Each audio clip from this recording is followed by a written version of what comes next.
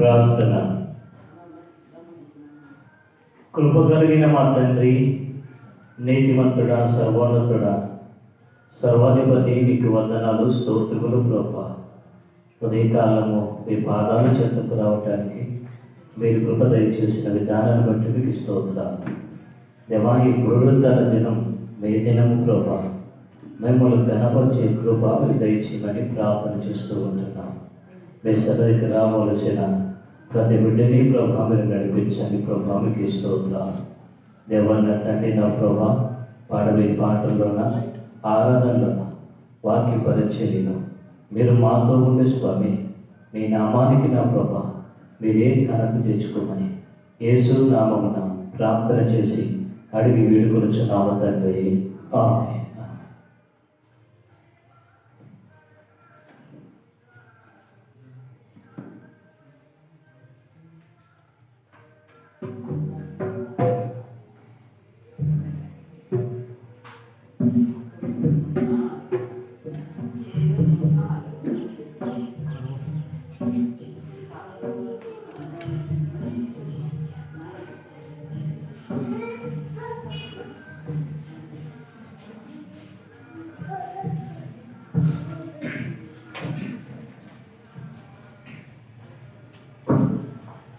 కొడుకలిగిన యేసయ్యకి వందనాలు తెలుస్తూ పరిపూర్ణంలో మీ అందరికీ కూడా ప్రభు పేరిట వందనాలు. ఆయన నామాన్ని స్తుతించేవారిగా ఈరోజు మనము స్థలాన్ని చేర్చబడ్డాం. అందుని బట్టి దేవునికి స్తోత్రాలు. యూదా స్తుతి గోత్రపు సింహమా, యేసయ్యా నా ఆత్మీయ ప్రగతి స్వాధీనమా. యూదా స్తుతి గోత్రపు సింహమా, యేసయ్యా నా ఆత్మీయ ప్రగతి నీ స్వాధీనమా. నీవే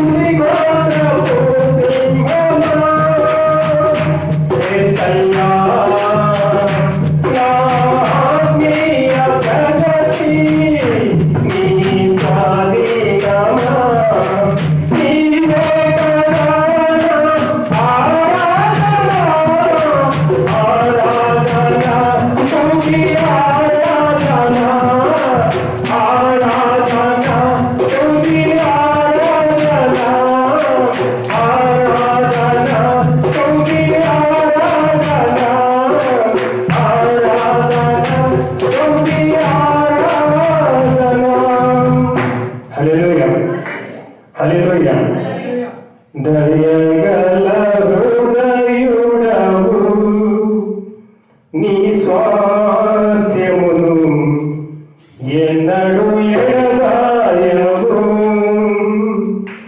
ఎడారిలో ఉండలను జలరాశులను త్రోవలు ఏర్పరచువాడవు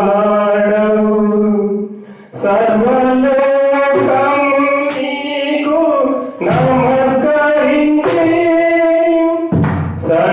సర్వలోకము నీకు నమస్కరించి నిన్ను కొనియాడును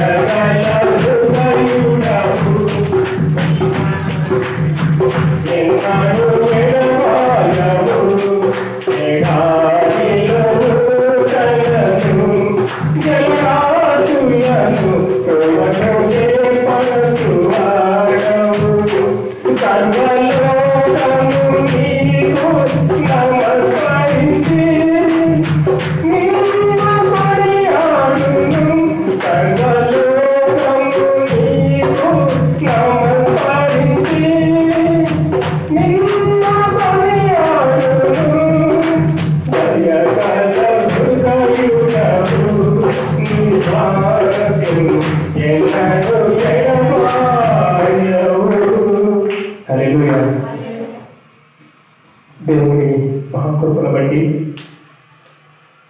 గడిచిన ఆదివారం రోజే సాక్షి చెప్పాలనుకున్నా, అయితే చెప్పలేకపోయాను. ఎందుకంటే చెప్పలేకపోయాను. నాకు వచ్చిందైతే ఎఫ్సీ బాను నీకు దీవనాలు ఈ భూమికి అనే మాట వచ్చింది. అది అర్థం కాల నాకు ఏం చెప్పాలి, అందుకే చెప్పలేకపోయాను. విన్నారా?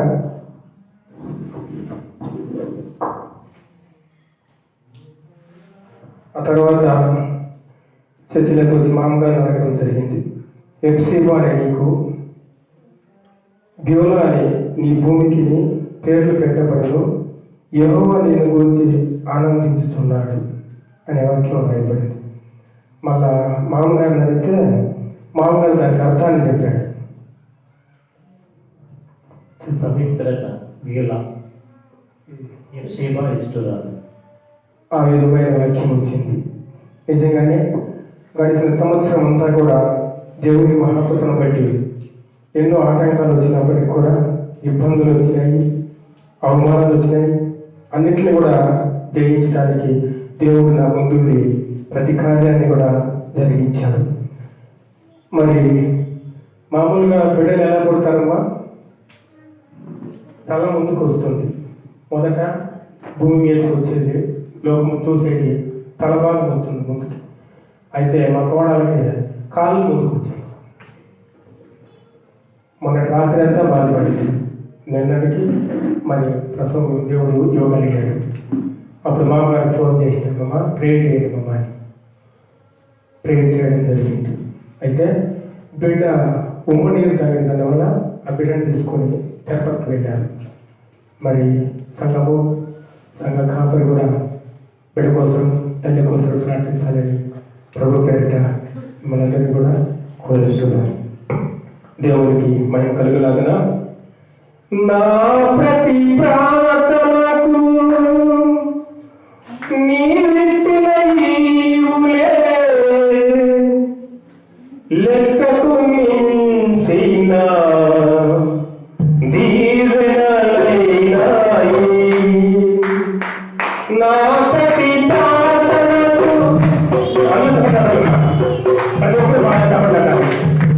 నీవిచ్చిన ఈవులే లెక్కకు మించిన దీవెనలైనాయి.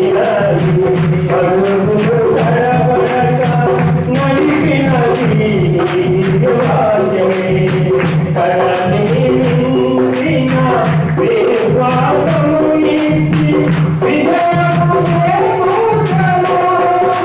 నీ వచనము కరుణము బలపరచెను.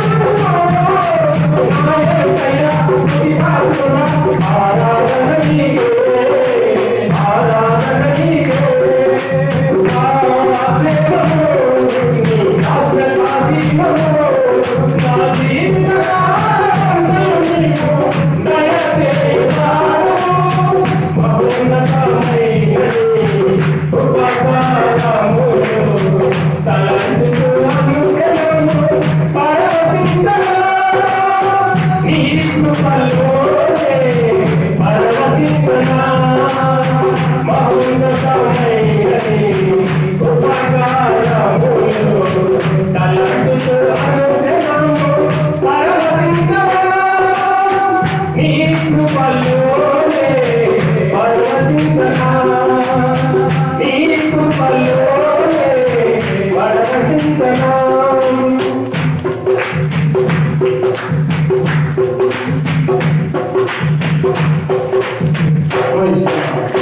నీ సత్యవాక్యములు నాకు సంబంధములే పరిమళింపజేసి దాపిగా నింపాయి.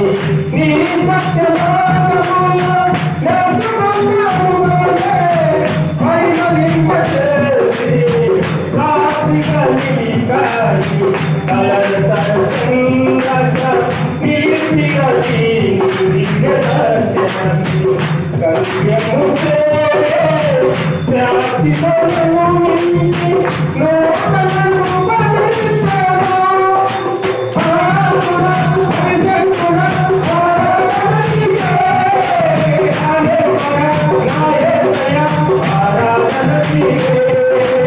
ఆరాధన పరిశుద్ధుడ, ఆరాధన నీకే.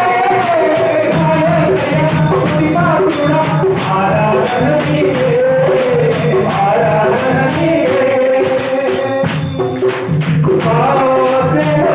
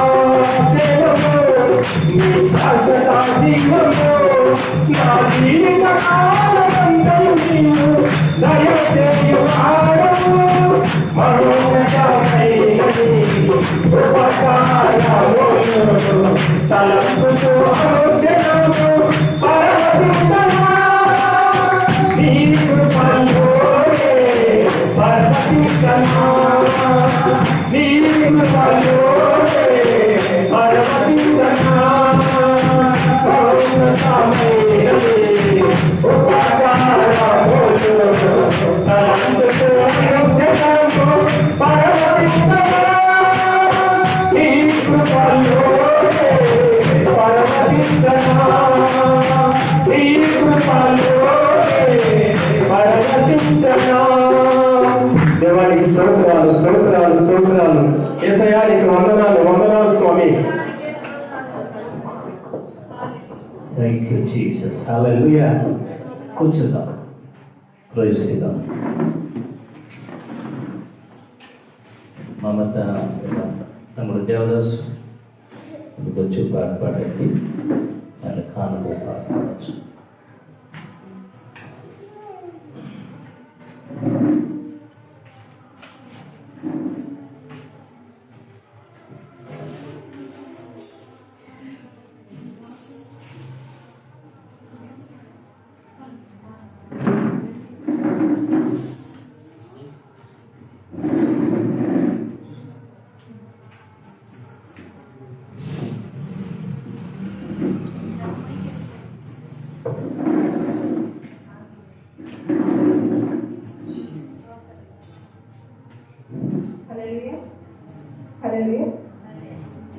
నేను కూడా ఉన్నానయ్యా,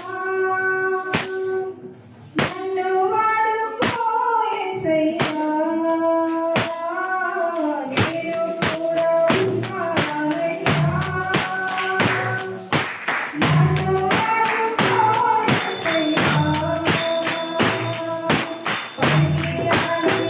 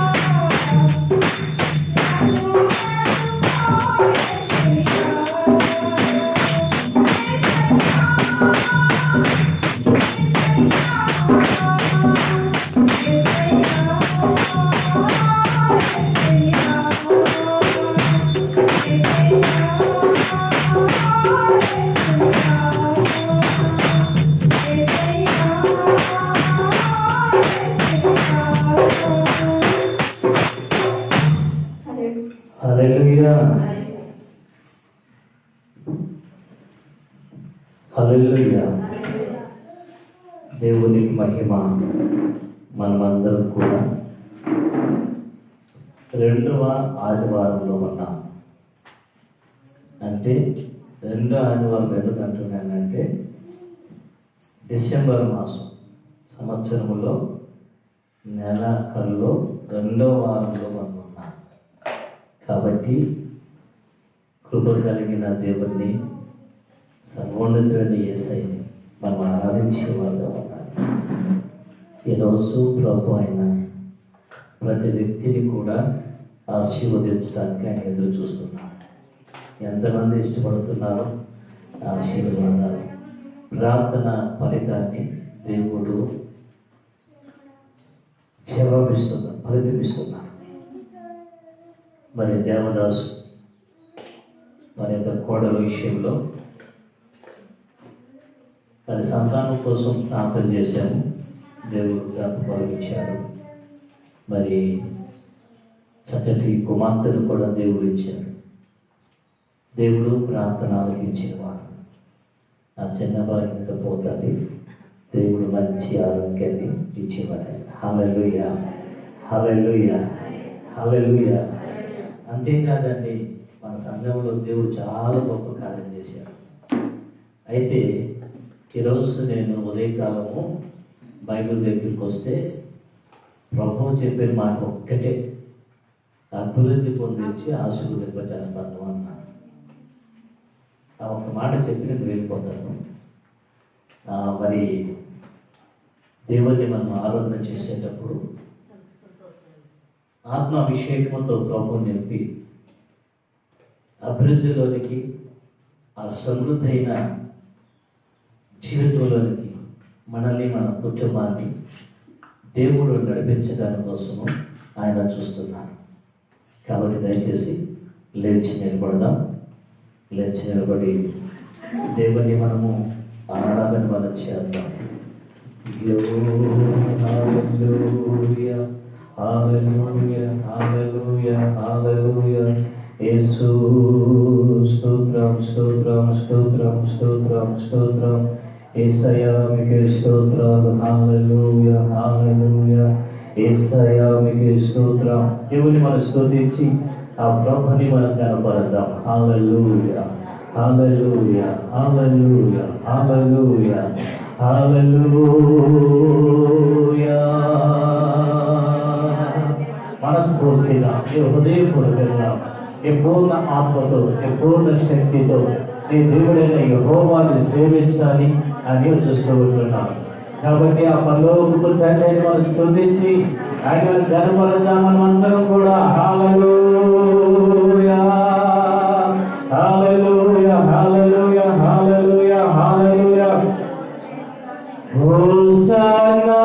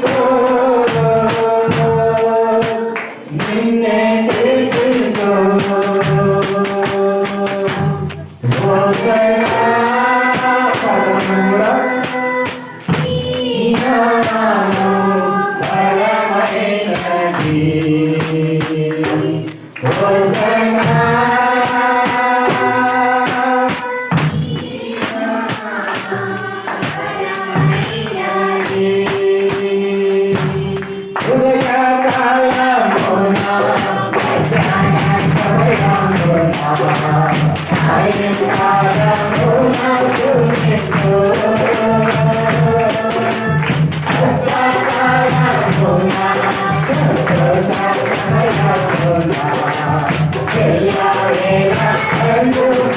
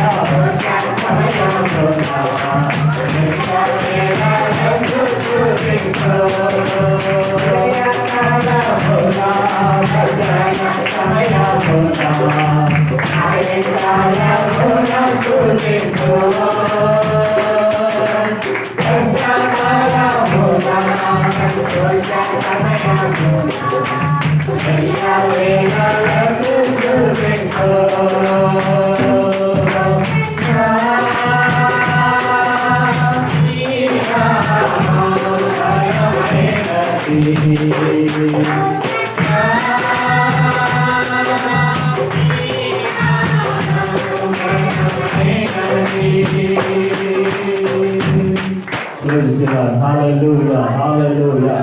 Hallelujah. Hallelujah. Hallelujah. Hallelujah. Hallelujah. Hallelujah. దేవానికి స్తోత్రం స్తోత్రం స్తోత్రం స్తోత్రం స్తోత్రం స్తోత్రం యేసు స్తోత్రం స్తోత్రం స్తోత్రం స్తోత్రం యేసయ్యానికి స్తోత్రం. హల్లెలూయా.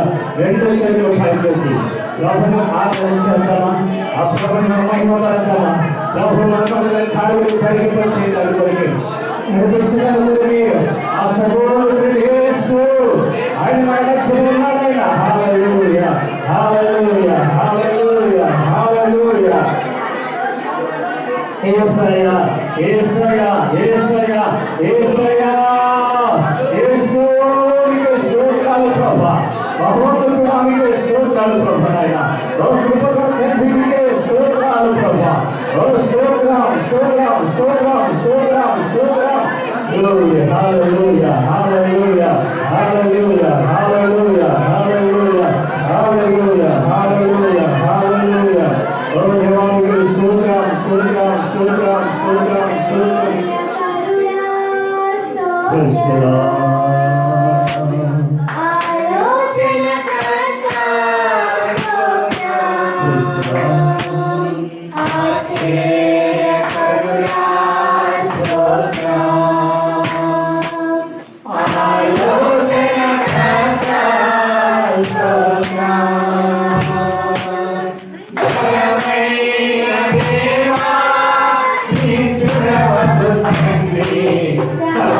Samaria.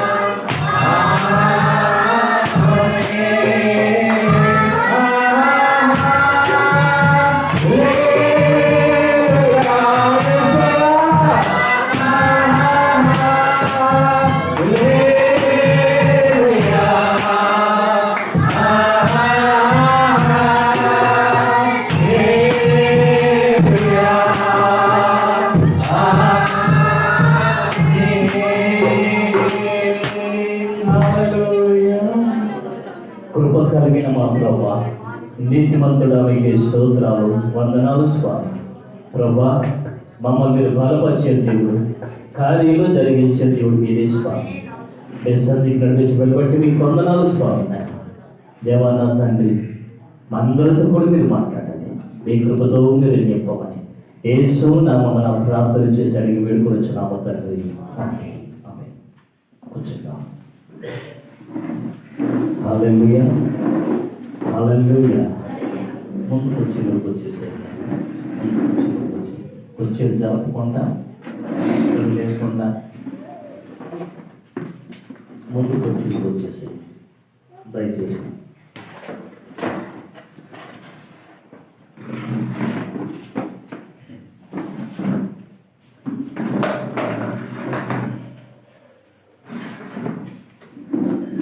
అరవకుండా నెమ్మదిగా వేసుకో. సౌండ్ దేవుడికి ఇష్టం ఈ సౌండ్. హల్లెలూయా, హల్లెలూయా, హల్లెలూయా, హల్లెలూయా. మీ పక్కన వారిని బాగున్నారని అడగండి, అడగండి. హల్లెలూయా. ఎండలు బాగా వచ్చినాయి కాబట్టి గ్రామ ప్రజలు సెలవు తీసుకున్నారు. ఏదో పనులు ఉంటాయి కదా, మంచిది. ఏదేమైనప్పటికీ ప్రభు మన మధ్యన ఆయన ఉన్నాడు. హల్లెలూయా, హల్లెలూయా, హల్లెలూయా, హల్లెలూయా. క్రిందటి వారం సాక్ష్యాలు చెప్పాము, ఈ వారం కూడా సాక్ష్యాలు ఉన్నాయి. ముందు వారంలో మరి సుధనమ్మని మర్చిపోయినా, క్షమించమ్మా. చెయ్యి ముందు ఆమె ఎత్తింది, ఆమెకి ఇవ్వలేకపోయాను. మరి ఇప్పుడు ఆమె సాక్ష్యం కొద్ది నిమిషాలు చెప్పిన తర్వాత రెండో సాక్ష్యంగా మన మంచిన బ్యూలా ఆనందరాజు సాక్ష్యం చెప్తారు. ధన్యవాదాలు.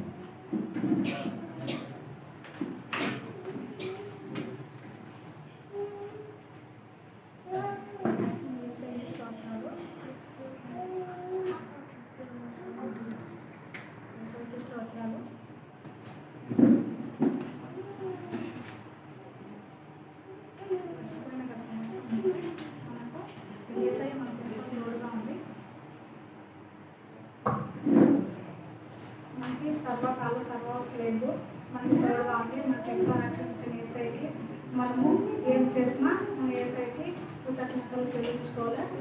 అదేవిధంగా మనము మన క్రిస్మస్ పండుగ వస్తాను కాబట్టి మనం ఎంతో సంతోషంగా ఈ ఉత్సవాన్ని జరుపుకోవాలని, మన ఏసయ్య మనకు దానికి సత్కరించాలని, సహాయం చేయాలని అడిగి పెట్టుకోకుంటున్నాను. అవును. ప్రజలు బ్యూలా సాక్ష్యం. దేవుని నామానికి మహిమ కలుగునుగాక. సంఘస్థులందరికీ వందనాలు, పాస్టర్ గారికి వందనాలు. ఈ సాక్షిగా నిలబెట్టే భాగ్యాన్ని దేవుని కృప వలన దేవుడు నాకు అనుగ్రహించినందుకు దేవునికి వెళ్ళలేని స్తోత్రాలు. నా కొరకే ప్రార్థించిన సంఘం అందరికీ వందనాలు. గత 3 వారాల నుంచి నేను జ్వరంతో బాధపడుతున్నాను. అంటే డే బై డే, రోజు విడిచి రోజు జ్వరం రావడం. జ్వరం అంటేనే మనకి ఈ సమయంలో గుర్తొచ్చేది కరోనా ఏమో అని. నేను కూడా అదే భయపడి వెళ్ళి టెస్ట్ చేయించుకున్నాను. దేవుడు మహాకృపను బట్టి కరోనా పాజిటివ్ లేదు, నాకు నెగిటివ్ వచ్చింది. దేవుడు మళ్ళీ 2 సార్లు చేయించిన, 2 సార్లు కూడా నెగిటివ్గా వచ్చింది. సరే కరోనా నెగిటివ్గా వచ్చింది కదా, ప్రాబ్లం ఏం లేదు అని నెగ్లెక్ట్ చేసినాను ఫీవర్ని. డే బై డే ఫీవర్ వస్తూనే ఉండింది. నేను నాకు పట్టించుకోకుండా ట్యాబ్లెట్స్, నాకు తెలుసు కాబట్టి ఆ ట్యాబ్లెట్స్ని వేసుకుంటూ వచ్చాను. దాని తర్వాత ఆఫీస్ స్టార్ట్ అయిపోయింది. ఆఫీస్ స్టార్ట్ అయిన వెంటనే ఆఫీస్కి వెళ్ళాల్సి వచ్చింది. అర్లీ మార్నింగ్ లేచి ఆఫీస్కి వెళ్ళాను. భయంకరంగా కాళ్ళు చేతులందరూ నొప్పి వచ్చి టెంపరేచర్ చాలా ఎక్కువగా ఇంక్రీజ్ అయిపోయింది. నా వల్ల కాలేదు. తలనొప్పి భయంకరంగా ఉంది. నాకు అనిపిస్తుంది ఏదో అబ్నార్మాలిటీ అయితే జరుగుతోంది అని నాకు అనిపించి వెంటనే నేను ఇంటికి వెళ్ళిపోవాలని డిసైడ్ చేసుకొని ఆర్ఎస్ కాలేజే వచ్చేసాను. వచ్చిన వెంటనే టెస్ట్ చేయించుకుంటే మలేరియా పాజిటివ్ అని వచ్చింది. మలేరియాకి డ్రగ్స్ ఇస్తుండగానే ఫీవర్ తగ్గలేదు. మార్నింగ్ 7:30 నుంచి 2:33 వరకు కంటిన్యూస్గా ఫీవర్ ఉంది. ఇంజెక్షన్ టాబ్లెట్స్ వేసిన తర్వాత కూడా అర్థం కాక మమ్మీ డాడీ వాళ్ళు భయపడిపోయి హాస్పిటల్కి వెళ్ళాము. అపోలో హాస్పిటల్కి అడ్మిట్ అవ్వడానికి వెళ్ళాము. అక్కడ తేలింది టైఫాయిడ్, మలేరియా 2 పాజిటివ్ ఉంది అని తేలింది. 3 వారాల నుంచి జ్వరం ఉండడం వల్ల చాలా బలహీనత అయిపోయాను. రోజుకి 2-3 యాంటీబయాటిక్స్, సెలైన్ బాటిల్స్ ఎక్కించాలని చెప్పారు. మమ్మీ ఇంకా మెడికల్ లైన్లోనే ఉన్నారు కాబట్టి ఇంటికి తీసుకొని వచ్చి యాంటీబయాటిక్స్, సెలైన్ బాటిల్స్ అన్ని ఎక్కించారు. లాస్ట్ ఆదివారం కూడా నేను క్యానులాతో చేర్చుకొచ్చాను. ఆ బలహీనతలోనే కూర్చొని ఉన్నాను చర్చ్లో. ఈరోజు ఇలా సాక్షిగా నేను వచ్చి నిలబడి సాక్ష్యం చెప్తానని ఊహించలేదు. ఇది దేవుడు చేసిన అద్భుత కార్యము. జ్వరం తగ్గిపోయింది అనుకుంటున్న సమయంలో బుధవార దినమున రాత్రి నుంచి మొదలైంది నాకు తలనొప్పి. భయంకరం అంటే నా లైఫ్లో నేను అటువంటి తలనొప్పి నేను చూడలేదు. నాకు అటువంటి నొప్పి రాలేదు. నేను ఈవెన్ ట్యాబ్లెట్ వేసుకున్నా కూడా నాకు అది తగ్గలేదు. మార్నింగ్ నుంచి నాకు ప్రేయర్ కోసం ప్రేరేపణ కలుగుతూనే ఉంది. కానీ నేను ప్రార్థన చేయలేకపోతున్నాను. ఎందుకు ప్రార్థన చేయలేకపోతున్నానంటే చాలా బలహీనతలో ఉన్నాను కాబట్టి ఈ సమయంలో నేను ప్రార్థన చేయలేను అనుకునేసరి పడుకొని ఉన్నాను. కానీ మాకు ప్రేయర్ గ్రూప్ ఉంది. ప్రేయర్ గ్రూప్లో ఇంకా భారతకు ఫోన్ చేసినాను. అతను ఇంట్లో బలహీనతగా ఉన్నాను, నేను ప్రార్థన చేసుకోలేను, నాతో పాటు మీరు వచ్చి ప్రార్థన చేయగలరా అని అడగడం జరిగింది. కొంచెం పనులేమో వెంటనే వచ్చి ప్రార్థనలో జాయిన్ అవుతాను అని చెప్పి వెంటనే నాకు ఫోన్ చేశారు. అతను కూడా మన పాస్టర్ గారు కూడా ఫోన్ చేశాను. నాకు ప్రార్థన ప్రేరేపణ ఉంది, ఎందుకో నేను ప్రార్థన చేసుకోవాలనిపిస్తుంది, నేను ప్రార్థన చేసుకోలేకపోతున్నాను, మీరు నాకు సహాయం చేయగలరా అని అడిగినప్పుడు పాస్టర్ గారు ఫోన్లోనే చేద్దాం అనుకున్నారంట. కానీ దేవుడు నాకు ప్రేరేపణ ఇచ్చినాడమ్మా నీ దగ్గరికి రమ్మని, అందుకే నేను నీ దగ్గరికి వచ్చేసాను అని చెప్పారు. ప్రార్థన చేయడానికి కూడా శక్తి లేదు, భర్తతో ప్రార్థన చేస్తూ ఉన్నారు. ఆ సమయంలో నేను బోర్లో పడుకొని ఫోన్ నా ముందర పెట్టుకొని వింటున్నాను. ఈవెన్ నేను లేచి మోకాలు ఉండలేకపోయాను. ఆ ప్రార్థన జరుగుతుండగా నేను దేవుణ్ణి ప్రార్థన చేసింది, దేవా నేను ఏమని ప్రార్థన చేయాలి ప్రభా, ఈ శోధన జయించుటకు నాకు శక్తిని ఇవ్వమని అడగాల, లేకపోతే ప్రభా నాకు ఇది స్వస్థత ఇవ్వమని అడగాల, ప్రభా నాకు ఏం ప్రార్థన చేయాలో అర్థం కావడం లేదు, తల్లి నాకు చెప్పవా, నా ప్రార్థన నేర్పించవా అని ప్రార్థన చేసుకుంటూ ఉన్నాను. ఆ రోజు నేను చాలా ఎమోషనల్గా మెంటల్గా నేను చాలా డిస్టర్బ్ అయిపోయాను. నేను చాలు ప్రభా నాకు ఈ నొప్పి, నేను ఇంకా తట్టుకోలేను, అయితే నాకు నొప్పి తీసేలేవు, నన్ను తీసేసుకో, నా వల్ల కాదు, ఇంకా అయిపోయింది, ఫెడ్డప్, నేను ఇంకా నాకు వద్దింది అని దేవునితో గొడవ పడుతూ ఉన్నాను. నా వల్ల కాదు ప్రభా అనేసి అని చెప్తూ, అంతేనా ప్రభా నేను బలహీనంగానే ఉండిపోదాను ప్రభా, దేని విషయంలోనే నేను ఉపయోగపడలేనా, నీ పాత్రగా నేను ఉపయోగపడలేనా, ఎన్నెన్నో ఆలోచనలు. అరే నా తల్లిదండ్రులు నన్ను చూసి ఇంతగా బాధపడుతున్నారు, అరే నా బిడ్డ బలహీనంగా ఉంది అని వాళ్ళు బాధపడుతున్నారే, వాళ్ళ బాధకు నేను కారణంగా ఉన్నానే, అరే నేను బలహీనంగా ఉన్నాను అని చాలా బలహీనతలు ఉన్నా, ఫిజికల్ గాను ఎమోషనల్ గాను అన్ని విషయాల్లోనే నేను చాలా బలహీన పడిపోయాను. ఆ సమయం ముందు ప్రార్థన చేస్తుండగానే గొప్ప పరిశుద్ధాత్మ శక్తితో దేవుడు నన్ను నింపాడు. అసలు నేను సైగ చేస్తున్నాను అప్పుడు నాకు నీళ్ళు కావాలని అలా, కానీ ఆ పరిశుద్ధాత్మ శక్తి చేత నేను నింపబడిన తరువాత నా వాయిస్ నాకు తెలిసి మా 2 ఇళ్ళు దాటుకొని కూడా వినిండొచ్చు, అంత గట్టిగా నేను మాట్లాడగలిగాను, అనగా ప్రార్థన చేయగలిగాను. పరిశుద్ధాత్మ దేవుడు నేను ప్రార్థన చేసేటప్పుడు నా నోటితో పరిశుద్ధాత్మ దేవుడు నాకు పలికిచ్చిన మాట, మొదటి మాట, నేను దేవుడని నీకు తెలుసు, you know that I'm your God, but తెలియని ప్రజలు చాలా మంది ఉన్నారు, వాళ్ళందరి ఎదుట నేను నిన్ను వాడుకోబోతున్నాను, నువ్వు బలహీనురాలివి కాదు, you are my masterpiece, నువ్వు నా మాస్టర్ పీస్ అని దేవుడు నాకు తెలియజేశాడు. నేను దేవుడిని అడిగింది, ప్రభా నేను పనికిరానా, ఇంతేనా, నేను బలహీనురాలేనా అని అడిగాను. కానీ దేవుడు నాకు తెలియజేసింది, నీకు నేను దేవుడని తెలుసు, తెలియని అనేక మంది ఉన్నారు, వారి ఎదుట నేను నిన్ను వాడుకోబోతున్నాననే మాట పరిశుద్ధాత్మ దేవుడు నాకు తెలియజేశాడు. ఇది నాకు 2015లో దేవుడు నాకు ఈ మాట తెలియజేశాడు. 2015లో నేను నా స్టూడెంట్స్ని తీసుకొని కడబంస్ అనే ప్లేస్కి నేను వెళ్ళాను. వాళ్ళకి ప్రాక్టికల్స్ కోసం, సైకియాట్రీ ప్రాక్టికల్స్ కోసం వెళ్ళినప్పుడు అక్కడ మేము డైలీ ప్రార్థనలు చేసుకుంటాము ఒక ½ an hour నా స్టూడెంట్స్తో కలిసి. కానీ అక్కడ ఉన్న స్టూడెంట్స్ అందరూ వేరే వేరే కాలేజెస్ నుంచి వచ్చిన స్టూడెంట్స్ అందరూ, ఏం మేడం మీ స్టూడెంట్స్తోనే చేస్తారా, మాతో చేయరా ప్రేయర్ అని అడిగితే, ప్రేయర్ అందరితోనూ చేస్తామా అని అన్నప్పుడు 40 to 50 మెంబర్స్ స్టూడెంట్స్ ఇంత చర్చ్ అంత ప్లేస్ ఉంది, చాలా మంది స్టూడెంట్స్ కూర్చొని ఉన్నారు, వర్షిప్ లీడ్ చేసి వాక్యాన్ని చెప్పి ప్రార్థన చేస్తున్నారు. నాకు కాళ్ళు చేతులు చాలా వణికిపోయాయి. ఆ రోజు రాత్రంతా నేను అడిగాను, దేవా ఈ పొజిషన్లో మీరు నన్ను నిలబెట్టారంటే మీ ప్రణాళిక ఏంటి నా విషయంలో, మీరు నా విషయంలో ఉన్న సంకల్పం ఏంటి నాకు తెలియజేయండి అని రాత్రంతా దేవుడితో నేను ప్రార్థన చేస్తూ ఉన్నప్పుడు నాకు ఒక దర్శనాన్ని దేవుడు ఇచ్చాడు. నీళ్ళ చేత అనేక మంది కొట్టుకొని పోతున్నారు, ఆ ప్రదేశంలో నేను ఉన్నాను, కానీ నాకేం అవ్వలేదు దేవుని మహాకృపను బట్టి.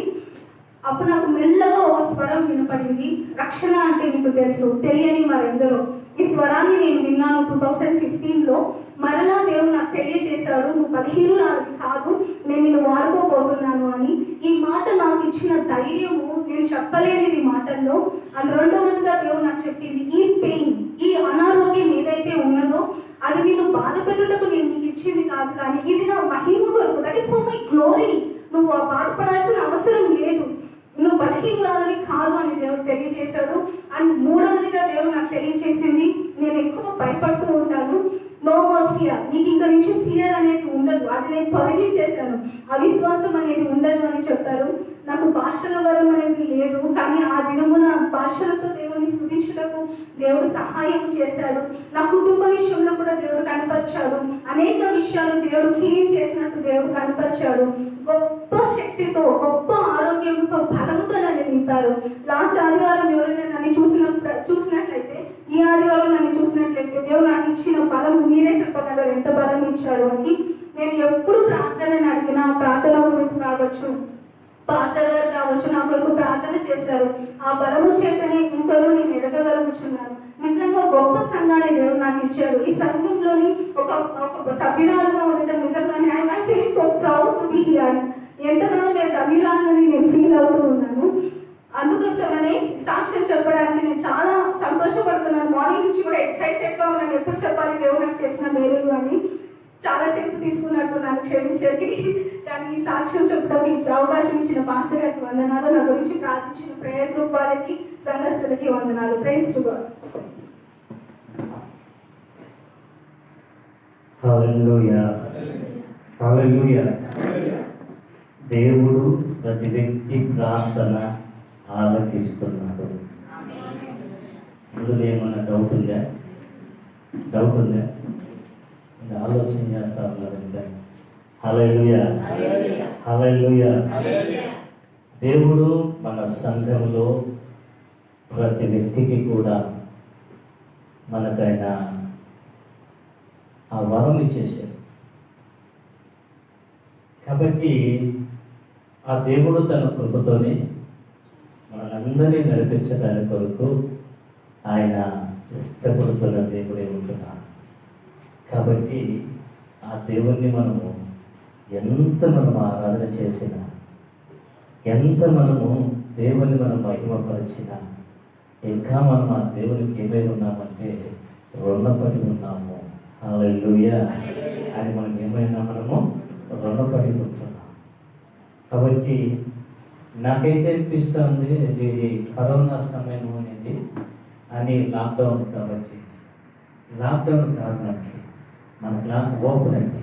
హల్లెలూయా, హల్లెలూయా. ఎక్కడ మనం దుఃఖపడతామో, ఎక్కడ మనం బాధపడతామో, ఆ దుఃఖములో బాధలో దేవుడు మనకి ఏం చేస్తున్నాడంటే సంతోషాన్ని ఇస్తూ ఉన్నాడు. ప్రతి వ్యక్తికి కూడా దేవుడు ఏం చేస్తాడైనా ఈ పక్కలో చెప్పండి, దేవుడికి సంతోషం ఇస్తాడని చెప్పండి. ఆ పక్క చెప్పుకుంటా దేవుడు ఏం చేస్తాడైనా.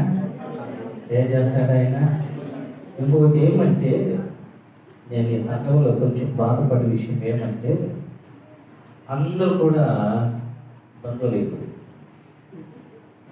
కుటుంబస్తులే ఎక్కువైపోయింది. కాబట్టి మనం ఒక్కొక్కసారి ఈ విషయాల్లో మనము ఈ చెప్పుకునే వందనాలు చెప్పే విషయంలో కానీ, ఈ చెప్పే విషయంలో ఈ విషయాల్లో మనం ఏం చేస్తామంటే బాధపడతాం. నేను బాధపడతాను. మనకి ఎట్లయిపోయిందంటే మనం వంగి మన ఫాదర్ మనమే నమస్కారం చేసుకున్నట్టుంది. 2021కి నూతన ఆత్మతో ప్రభు నింపుతున్నాను. దేవుడు నాకు ఆయన తెలియజేసి వేసి మధ్యాహ్నం మీరు లేట్గా వస్తే గెట్ అవుట్, ప్లేస్ ఉండదు ఇక్కడ స్థలం, బయట వాకి నేర్చుకోవాల్సిందే. మీరు ఎంత తొందరగా వస్తే అంత ముందర కూర్చోవచ్చు. ముందర కూర్చేది కూడా దళితులు, వెనకాల కూర్చున్న దళితులు అనుకోవద్దండి. అప్పట్లో చదువుకునే సమయంలో వెనకాల ఎవరు కూర్చుంటారంటే మొద్దులు కూర్చోలేవాళ్ళు. ముందర కూర్చోబెట్టేది ఫ్లవర్ని కూర్చోబెడతారు. ఇన్స్పెక్షన్ ఎప్పుడైనా వస్తే ఆ ఇన్స్పెక్టర్ ముందర ఇట్లా అడుగుతాడు కదా, నువ్వు చెప్పు అని. అందుకు నేను వేసేవాడు. నాకు సెకండ్ టేబుల్ నాది, కానీ ఇన్స్పెక్షన్ అయితే నాకు లాస్ట్ టేబుల్ నాది. నేను అడిగిన ఏం సార్ నా లాస్ట్ పడి వారా వెనక్కి మళ్ళీ మ్యాథ్స్ అయితే ముందు పోయి రమ్మనేవాడు. ఇట్లాంటివన్నీ జరుగుతూ వచ్చింది. కానీ దేవుని రాజ్యము, దేవుని సన్నిధి అనేది మనం వచ్చి మనం తొందరగా మనం కూర్చోవాలి. హల్లెలూయా, హల్లెలూయా, హల్లెలూయా, హల్లెలూయా, హల్లెలూయా. కాబట్టి వచ్చే సంవత్సరం మీకు సీట్ దొరకలేమో, ఇప్పుడు నుంచి రిజర్వ్ చేసుకోండి. అంటే ముందుగానే శనివారం సాయంత్రమే వచ్చి రిజర్వ్ చేసుకుని ముందుకు పరిగెత్తుకుంటాం. అంటే సీటు పెట్టేసి 11 గంటలకు ఒకసారి సీట్ ఎత్తేస్తాను నేను. అది కూడా ఉంది మళ్ళీ. హల్లెలూయా. ఈ విషయంలో డౌట్ లేదు. 100% దేవుడు మందిరాన్ని నింపుతా ఉన్నాడు ఆయన. హల్లెలూయా, హల్లెలూయా, హల్లెలూయా. ఎందుకో తెలుసా? మన సంఘంలో ప్రార్థించే బిడ్డలు ఉన్నాను, ప్రార్థిస్తున్నాను. అయితే అదే సేమ్ టైంలో ఉపవాసం ఉండే కూడా కావాలని ప్రార్థన చేస్తున్నాను. అది కూడా దేవుడు లేపుతాడని నేను ఆశపడుతున్నాను. ప్రార్థన ఉపవాసం ద్వారా అనేకమైన కార్యాలు ప్రభు చేస్తారు. ఇప్పుడు నేను కూడా మీ ప్రేమను బట్టి మీ సహకారాన్ని బట్టి నేను లావ్ అయిపోయి షర్ట్లన్నీ కూడా టైట్ అయిపోతాను. ఈ ఈ దీన్ని ఏమంటారు, ఈ షూటింగ్ చేసేదానికి ఎన్ని తిప్పలు పడతానో నాకు తెలుసు. మా డైరెక్టర్ అంటే నేను పొట్టన పడతాను. నేను ఏం చేయాలి, లాగి పెట్టుకుని పని అయిపోతాను. అంత మీ దయ్యా నేను ఏం చేయలేదు. పొట్ట తగ్గాక నేను ప్రార్థన చేయండి అట్లనే. హల్లెలూయా. ఏది ఏమైనా కానీ మంచిది. ఏదేమైనా ప్రభు మాత్రం మనతో కూడా ఉన్నాడు. హల్లెలూయా. ప్రభు మాత్రం మనతో అయినా ఉన్నాడా లేదా? ఉన్నాడు అన్నవారు ఒకసారి, ఇంకొకసారి. ఇప్పుడు మీ మొక్కలు కొంచెం మెలుగుతా ఉన్నాయి. లైట్ ఆఫ్ చేసుకున్నప్పుడు చర్చ ప్రకాశిస్తుంది అనమాట. మంచిది. ఏది ఏమైనప్పటికీ దేవుని కార్యాన్ని మీరు అందరూ కూడా చూస్తారు. ఈరోజు మీతో ఒక 20 నిమిషాలు మాట్లాడతానంటే, ఒకవేళ ప్రభు మనల్ని ఎంతవరకు తన ఆ కృపతో మనం నడిపించగలుగుతాడో ఆ కృపతోనే మనం ముందుకు మనం సాగుదాం. ఆ ప్రభు మనకు అందరికీ కూడా ఆయన సహాయము చేయండి. వాక్యాన్ని మనం చూస్తూ ఉన్నట్లయితే నిర్గమకాండములో నుంచి 32వ అధ్యాయం 13వ వచనాన్ని మనం చదువుకుందాం. నిర్గమకాండము 32వ అధ్యాయము 13వ వచనాన్ని మనం చదువుకుందాం. ఈ సేవకులైన అబ్రహామును, ఇస్సాకును, ఇశ్రాయేలును జ్ఞాపకము చేసుకునము. నీవు వారితో ఆకాశపు నక్షత్రముల వలె నీ సంతానము అభివృద్ధి చేసి నేను చెప్పిన ఈ సమస్త భూమిని నీ సంతానానికి ఇచ్చిననియు వారు నిరంతరము దానికి హక్కుదారులు అవుదురనియు వారితో నీ తోడని ప్రమాణము. అబ్బా, దేవుడు ఏమంటున్నాడు? ఆయన ఏం చేస్తున్నాడు? ఏమని ప్రమాణం చేశాడు? ఎందుకు ప్రమాణం చేశాడు? ఆయన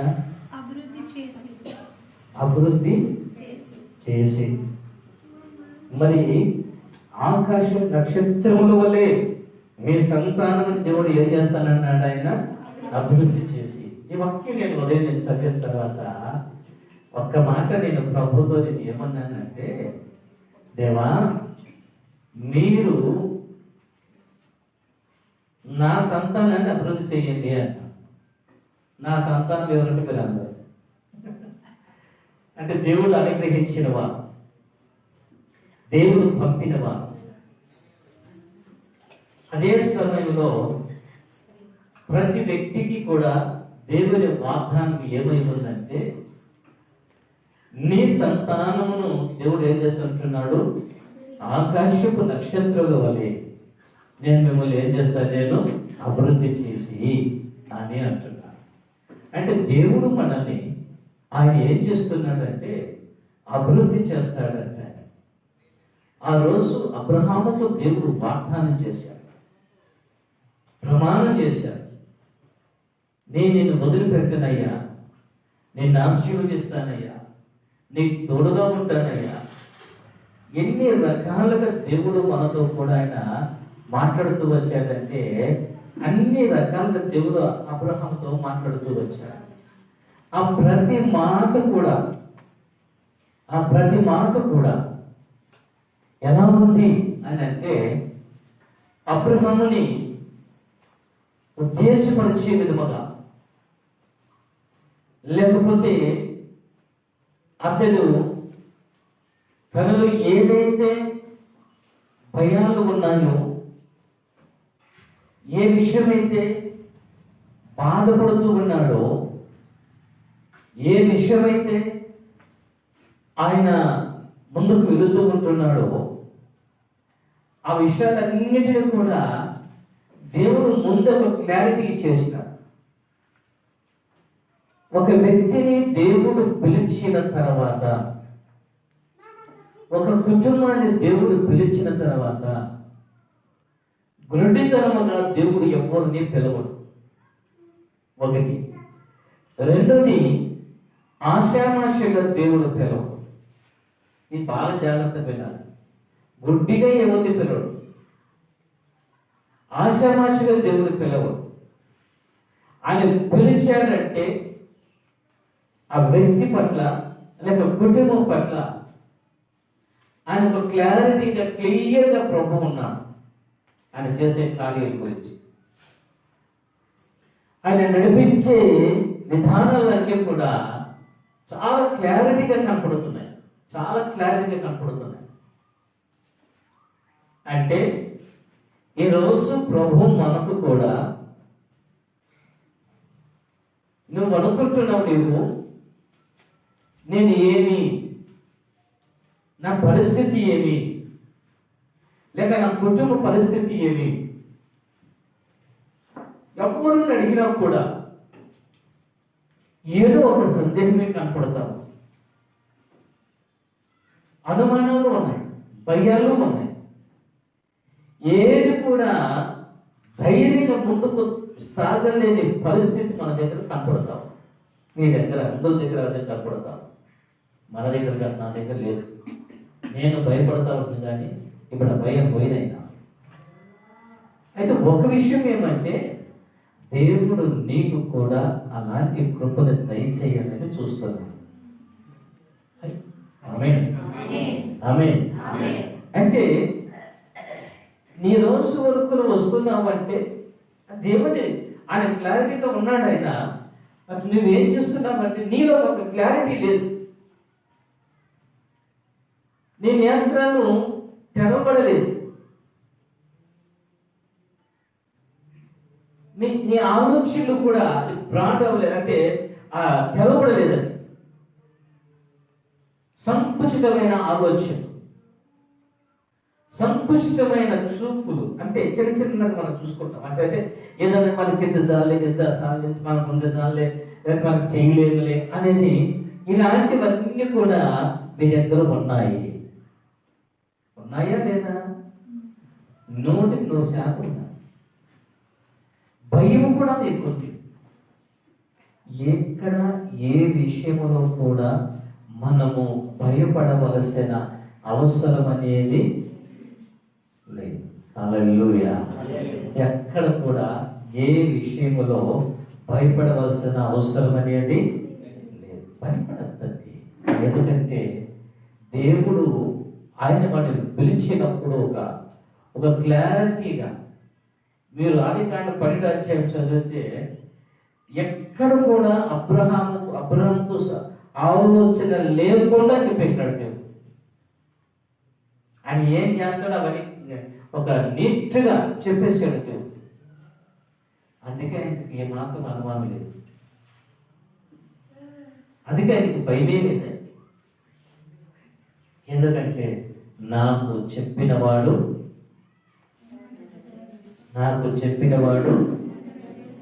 నీకు చెప్పినవాడు నీకు చెప్పినవాడు నెరవేర్చడా? ఏదో ఆలోచిద్దాం. ఎట్లా చెప్పండి నో లేదా? నీకు చెప్పినవాడు ఏం నెరవేరుస్తాడు? నీకు ఏం చెప్పినాడు?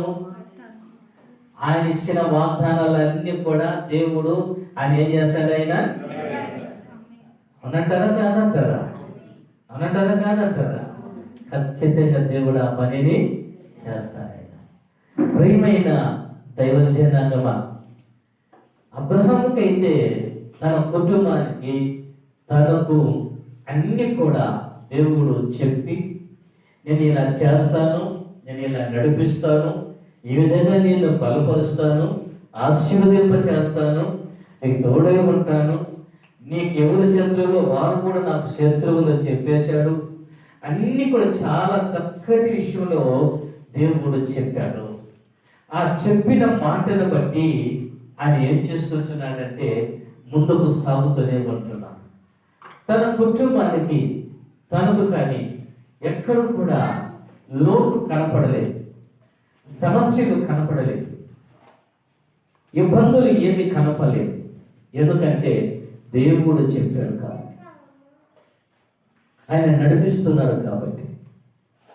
ప్రియమైన దేవుని బిడ్డలారా, ఈరోజు దేవుడు మనల్ని కూడా ఆ విధంగా నడిపించి, వీళ్ళందరినీ కూడా దేవుడు ఆ విధంగా నడిపించి తన కార్యాన్ని చెయ్యాలని చెప్పి ఆయన ఉద్దేశపూర్వకముగానే ప్రతి మాట కూడా ప్రభు ఆయన చెప్తూ ఉన్నాడు. హల్లెలూయా, హల్లెలూయా, హల్లెలూయా, హల్లెలూయా. ఇప్పుడు దేవుడు నీ పట్ల ఆయన ఏమై ఉన్నాడు? ఆయన ఒక క్లారిటీగా ఉన్నాడా లేదా? ఆయన ఉన్నాడా లేదా? ఇప్పుడు నీకు ప్రశ్న, నీవు దేవుని దగ్గర క్లారిటీగా ఉన్నావా లేదా?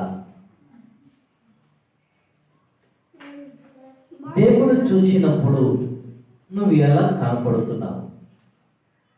దేవుడు ఒక్కసారి ఆయన మాట చెబితే ఆ మాటని దేవుడు ఆయన ఏం చేస్తాడంటే నెరవేరుస్తాడు.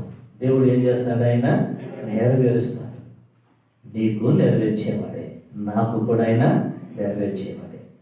ఆయన ప్రతి విషయంలో కూడా చెప్పిస్తున్నాడు ఆయన. అయితే మనమే ఏం చేస్తుంటున్నామంటే తలగిక్కుండా కూర్చోన్నాం. మనం ఏమనంటే పోవాలా వద్దా, చెయ్యాలా వద్దా, ప్రార్థన చేయాలా వద్దా, మందిరానికి వెళ్ళాలా వద్దా, లేకపోతే దేవునికి ఇయ్యాలా వద్దా, ఎన్ని రకాలుగా తెలుసునా అన్నీ కూడా నీకు ఎలా ఉన్నాయి అంటే బ్రేకింగ్, అన్ని బ్రేక్లే. నీ లైఫ్ అంతా ఏమున్నాయి? బ్రేక్లే నీకు పడతా ఉన్నాయి.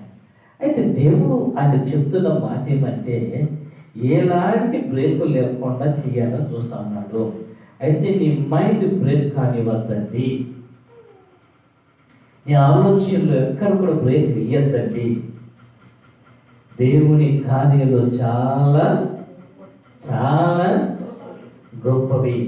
అందుకే ఇక్కడ నిర్గమకాండములో కూడా ఈ విషయాన్ని చెప్తూ ఉంటున్నాడంటే ఆయన చెప్తున్న మాట చూడండి. నీ సేవకులైన అబ్రహామును, ఇస్సాకును, ఇజ్రాయిలును జ్ఞాపకము చేసుకున్నాము. ఎవరిని? అబ్రహామును, ఇస్సాకును, ఇజ్రాయిల్ ఎవరు? ఎలా చెప్పారు? యాకోబు అని. ఇజ్రాయిల్ అంటే ఎవరంటే యాకోబు. అంటే వారిని ఏం చేయమంటున్నాడు? ఆయన జ్ఞాపకము చేసుకోమని చెబుతూ ఉంటున్నాడు. ప్రియమైన దేవుని బిడ్డలారా, వారికి నేను చెప్పినవన్నీ కూడా నేను చేసినాను కదా, నీకు ఎందుకు నేను చెయ్యను? అంతే కదా, జ్ఞాపకం చేసుకో. నీకు ఎందుకు నేను చెయ్యలేను? నువ్వు ఎందుకు విచారంగా ఉన్నావు? నువ్వు ఎందుకు ఆ బాధతో నీవు ఉన్నావు? నీవు ఇవన్నీ కూడా ఒక్కొక్క విషయాన్ని మనం చూస్తుంటే దేవుడు ఒక నిబంధన ప్రకారంగా తన కార్యాన్ని ఆయన చెయ్యటానికి ఆయన ఇష్టపడుతూ ఉన్నాడు. ఆయన హల్లెలూయా, హల్లెలూయా, హల్లెలూయా, హల్లెలూయా. దేవుడు ఖచ్చితంగా చేస్తాడు. అయితే దేవుడు మోషేను కూడా పిలిచాడు.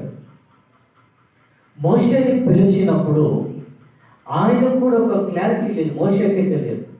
కానీ దేవునికి మాత్రం చాలా క్లారిటీ కలిగి ఉన్నాడు మోషే పట్ల కూడా.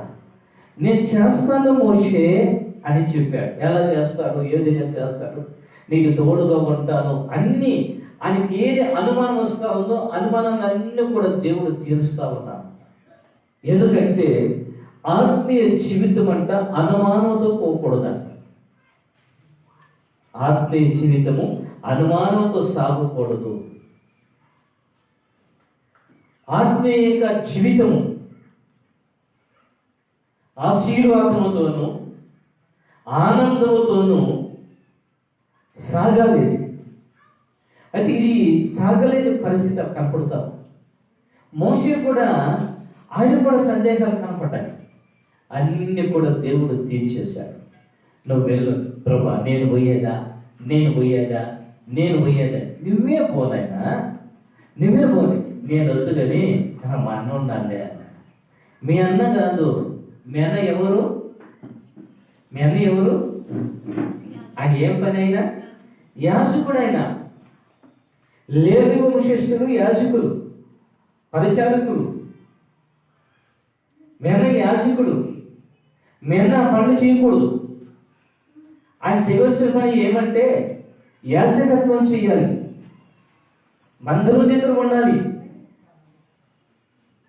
అతి పరిశుద్ధమైన స్థలంలో ధూపవేదిక దగ్గర ఉండాలి, దీపస్తంభం దగ్గర ఉండాలి. ఆయన చేయవలసిన పనులు చాలా ఉన్నాయి.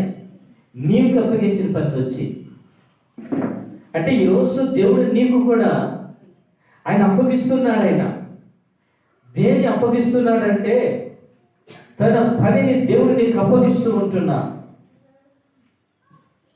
నువ్వు నడిపించే బాధ్యత దేవుడికి ఇస్తూ ఉంటున్నా. నువ్వు అంటావు, నేను వచ్చేదే కష్టము, నేను ముఖం తీసుకొచ్చేదే.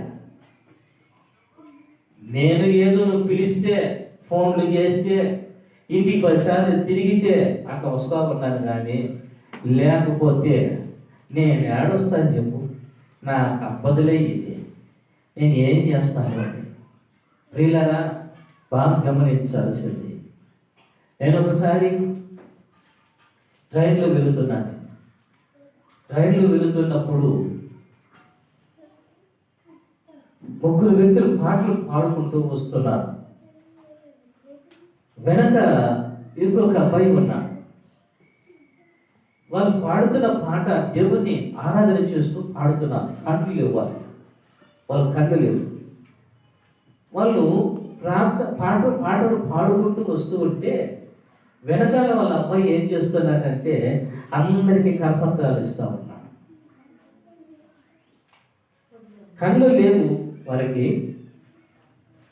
కానీ వాళ్ళ అబ్బాయి కళ్ళు కనబడి చిన్నపిల్లడు. ఆ బోగులు ఎక్కిస్తే లాస్ట్ వరకు వాళ్ళు పాడుకుంటూ వెళ్ళిపోతే ఎంతమంది అంటే అంతమందికి ఇచ్చుకుంటూ వస్తారు. ఎక్కింటి అబ్బాయి ఇంకో నెక్స్ట్ స్టేషన్ వచ్చేసరికి వాళ్ళ దిగుతారు. నాకు ఎంత సిగ్గేసిందో తెలుసా నాకు. ఎందుకంటే నేను ట్రైన్లో కూర్చున్నా, బస్సులో కూర్చున్నా, బైబిల్ తీయను, ఏ పుస్తకాలు చదవను. ఎందుకంటే నేను ఎవరు అనుకుంటారో ఆస్త కాదు, క్రిస్తాన్ కొడతారు.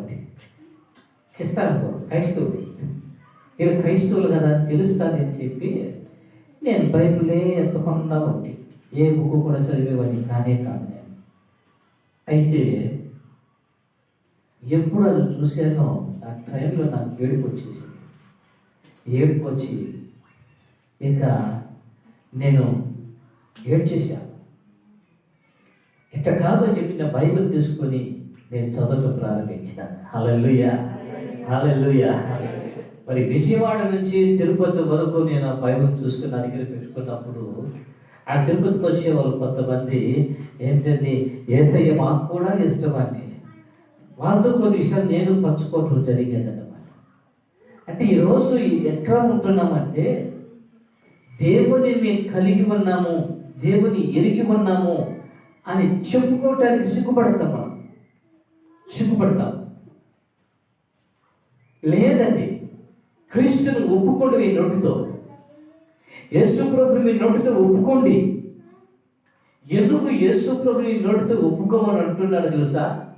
నీ నోటితో ఎప్పుడైతే యేసు ప్రభుని ఒప్పుకుంటావో నీ నోటికి కళ్ళు పడతారు. హల్లెలూయా. అర్థమైంది అనుకుంటున్నా మాట. యేసు ప్రభుని మీ నోటితో ఒప్పుకుంటే మీ నోటికి ఏం పడుతుంది?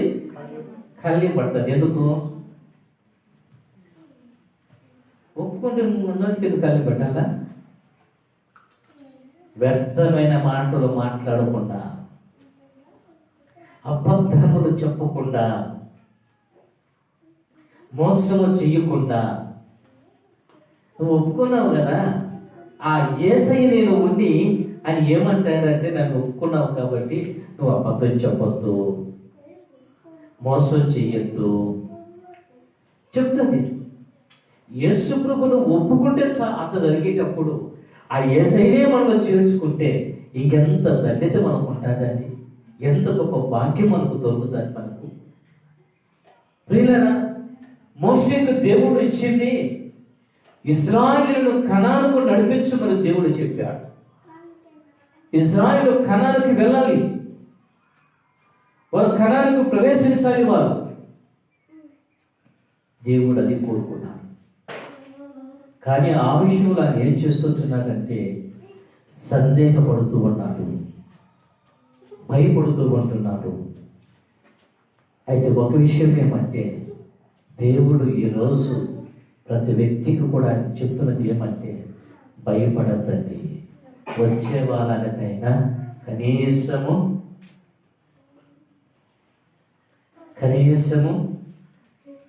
పిల్లలు ఎవరైనా వెళ్ళరు, నన్ను చూడండి, మొత్తం చూడండి, నన్ను చూడండి, గొడవలో ఉండద్దండి. కనీసము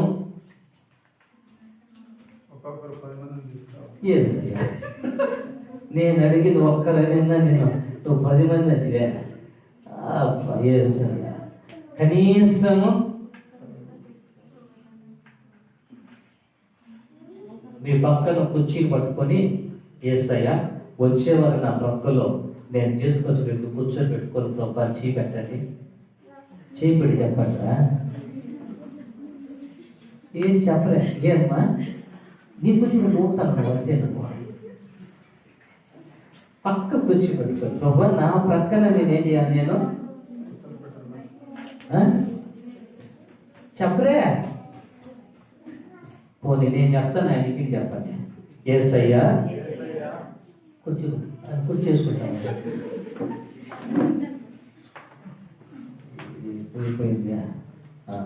యేసయ్యా చెప్పండి నాతో పాటు. యేసయ్యా వచ్చే వారము పక్కన కుర్చీ పట్టుకోవాలి నాయన, పట్టుకో పాప ఉండదులే. అందుకే బాబు ఎక్కడ అమ్మా వచ్చే వారము నేను నాతో పాటు ఒక్కరిని కొత్త వారిని తీసుకొని రావటానికి ఈ కుర్చీలో నేను కూర్చోబెట్టడానికి నాకు సహాయము చెయ్యండి. ఆమేన్. నాకు కూడా చేతల సైలు వచ్చే వాళ్ళని ఉండదు మామ. అవతలు వచ్చేవారు మనం పట్టు రావచ్చు. ఏనైనా మొలాచు లేదు మనకి ఆ విషయంలో లేదు. ఖచ్చితంగా మనం ఇచ్చారు. ఇశ్రాయేలు నడిపించడానికి ఆ భాగ్యము దేవుడు ఎవరికి ఇచ్చాడండి? మోషేకి అప్పగించాడు. ఈ రోజు అనేకులు నడిపించడానికి గొప్ప భాగ్యము ఎవరికి ఇచ్చినారు? ఎవరికి ఇచ్చారు చెప్పరా? ఎవరికి ఇచ్చారు? మీరు ఏం చేస్తారు, రోడ్లో ఏడుస్తారో పరిగెత్తారో కేకలేస్తారో నాకు తెలీదు. ఈ రోజు నుంచే స్టార్ట్ చేయండి, కష్టపడి ఒక ఆత్మను దొరుకుతారేమో. హల్లెలూయా, హల్లెలూయా, హల్లెలూయా. ఇశ్రాయేలుకు నడిపించడానికి మోషేను దేవుడు ఏర్పాటు చేసుకున్నాడు. దేవుడు తనకు చెప్పినవన్నీ కూడా చేస్తూ వచ్చాడు. ఎక్కడ కూడా తనకు లోటు అనేది జరగలేదు. ఎందుకంటే కదా ఇక్కడ ఏమంటున్నాడంటే అబ్రహామును, ఇస్సాకును, ఇజ్రాయిలును ఆయన ఏం చేసినాడంట? జ్ఞాపకము చేసుకోలేను. ఆయన జ్ఞాపకం చేసుకొని వారిని ఏం చేసినాడంటే అభివృద్ధి చేసి, వారిని ఏం చేశాడు ఆయన? అభివృద్ధి చేసి. ఒకటి రెండో మనం చూస్తున్నట్లయితే కదా సంతానమును కూడా దేవుడు ఆయన అభివృద్ధి చేయగలుగుతాడు. సంతానాన్ని దేవుడు ఆయన అభివృద్ధి చేస్తాడు.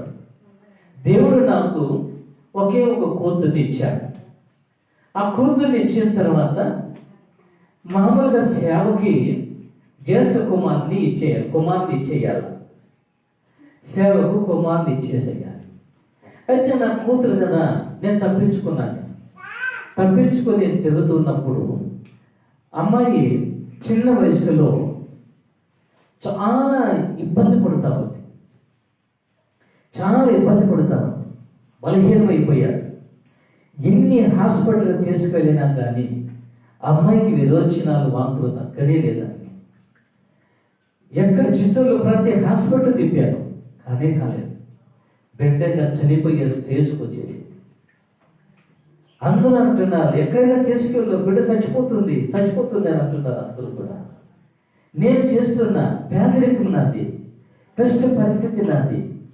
ఆ పరిస్థితుల్లో నేను ఎక్కడికి వెళ్ళాలి, ఏం చేయాలి నాకు అర్థం కాలేదు. ఇక లాస్ట్కి నేను ఆ బిడ్డని ఆ చెవులు వేసి ఊపుతూ పాట పాడుతూ నేను కన్నీటితో ప్రార్థన చేసి ఆ చిన్న వయసులో నా బిడ్డ నేను ఏం చేశానంటే, ప్రభా ఈ బిడ్డ నీకే అప్పగించేస్తున్నా, ఈ బిడ్డ నీ సేవకు రావు. హల్లెలూయా, హల్లెలూయా, హల్లెలూయా. ఇప్పుడు నీ సేవకు రాదు ప్రభా, సేవకు సమర్పించేశాడు. మళ్ళీ దేవుడు కార్యం చేశాడు, దేవుడు కార్యం చేశాడు. బిడ్డకి ఒక గంట తర్వాత లేచి కూర్చుని నవ్వింది అమ్మాయి, అంత అన్నం తినేది బిడ్డ.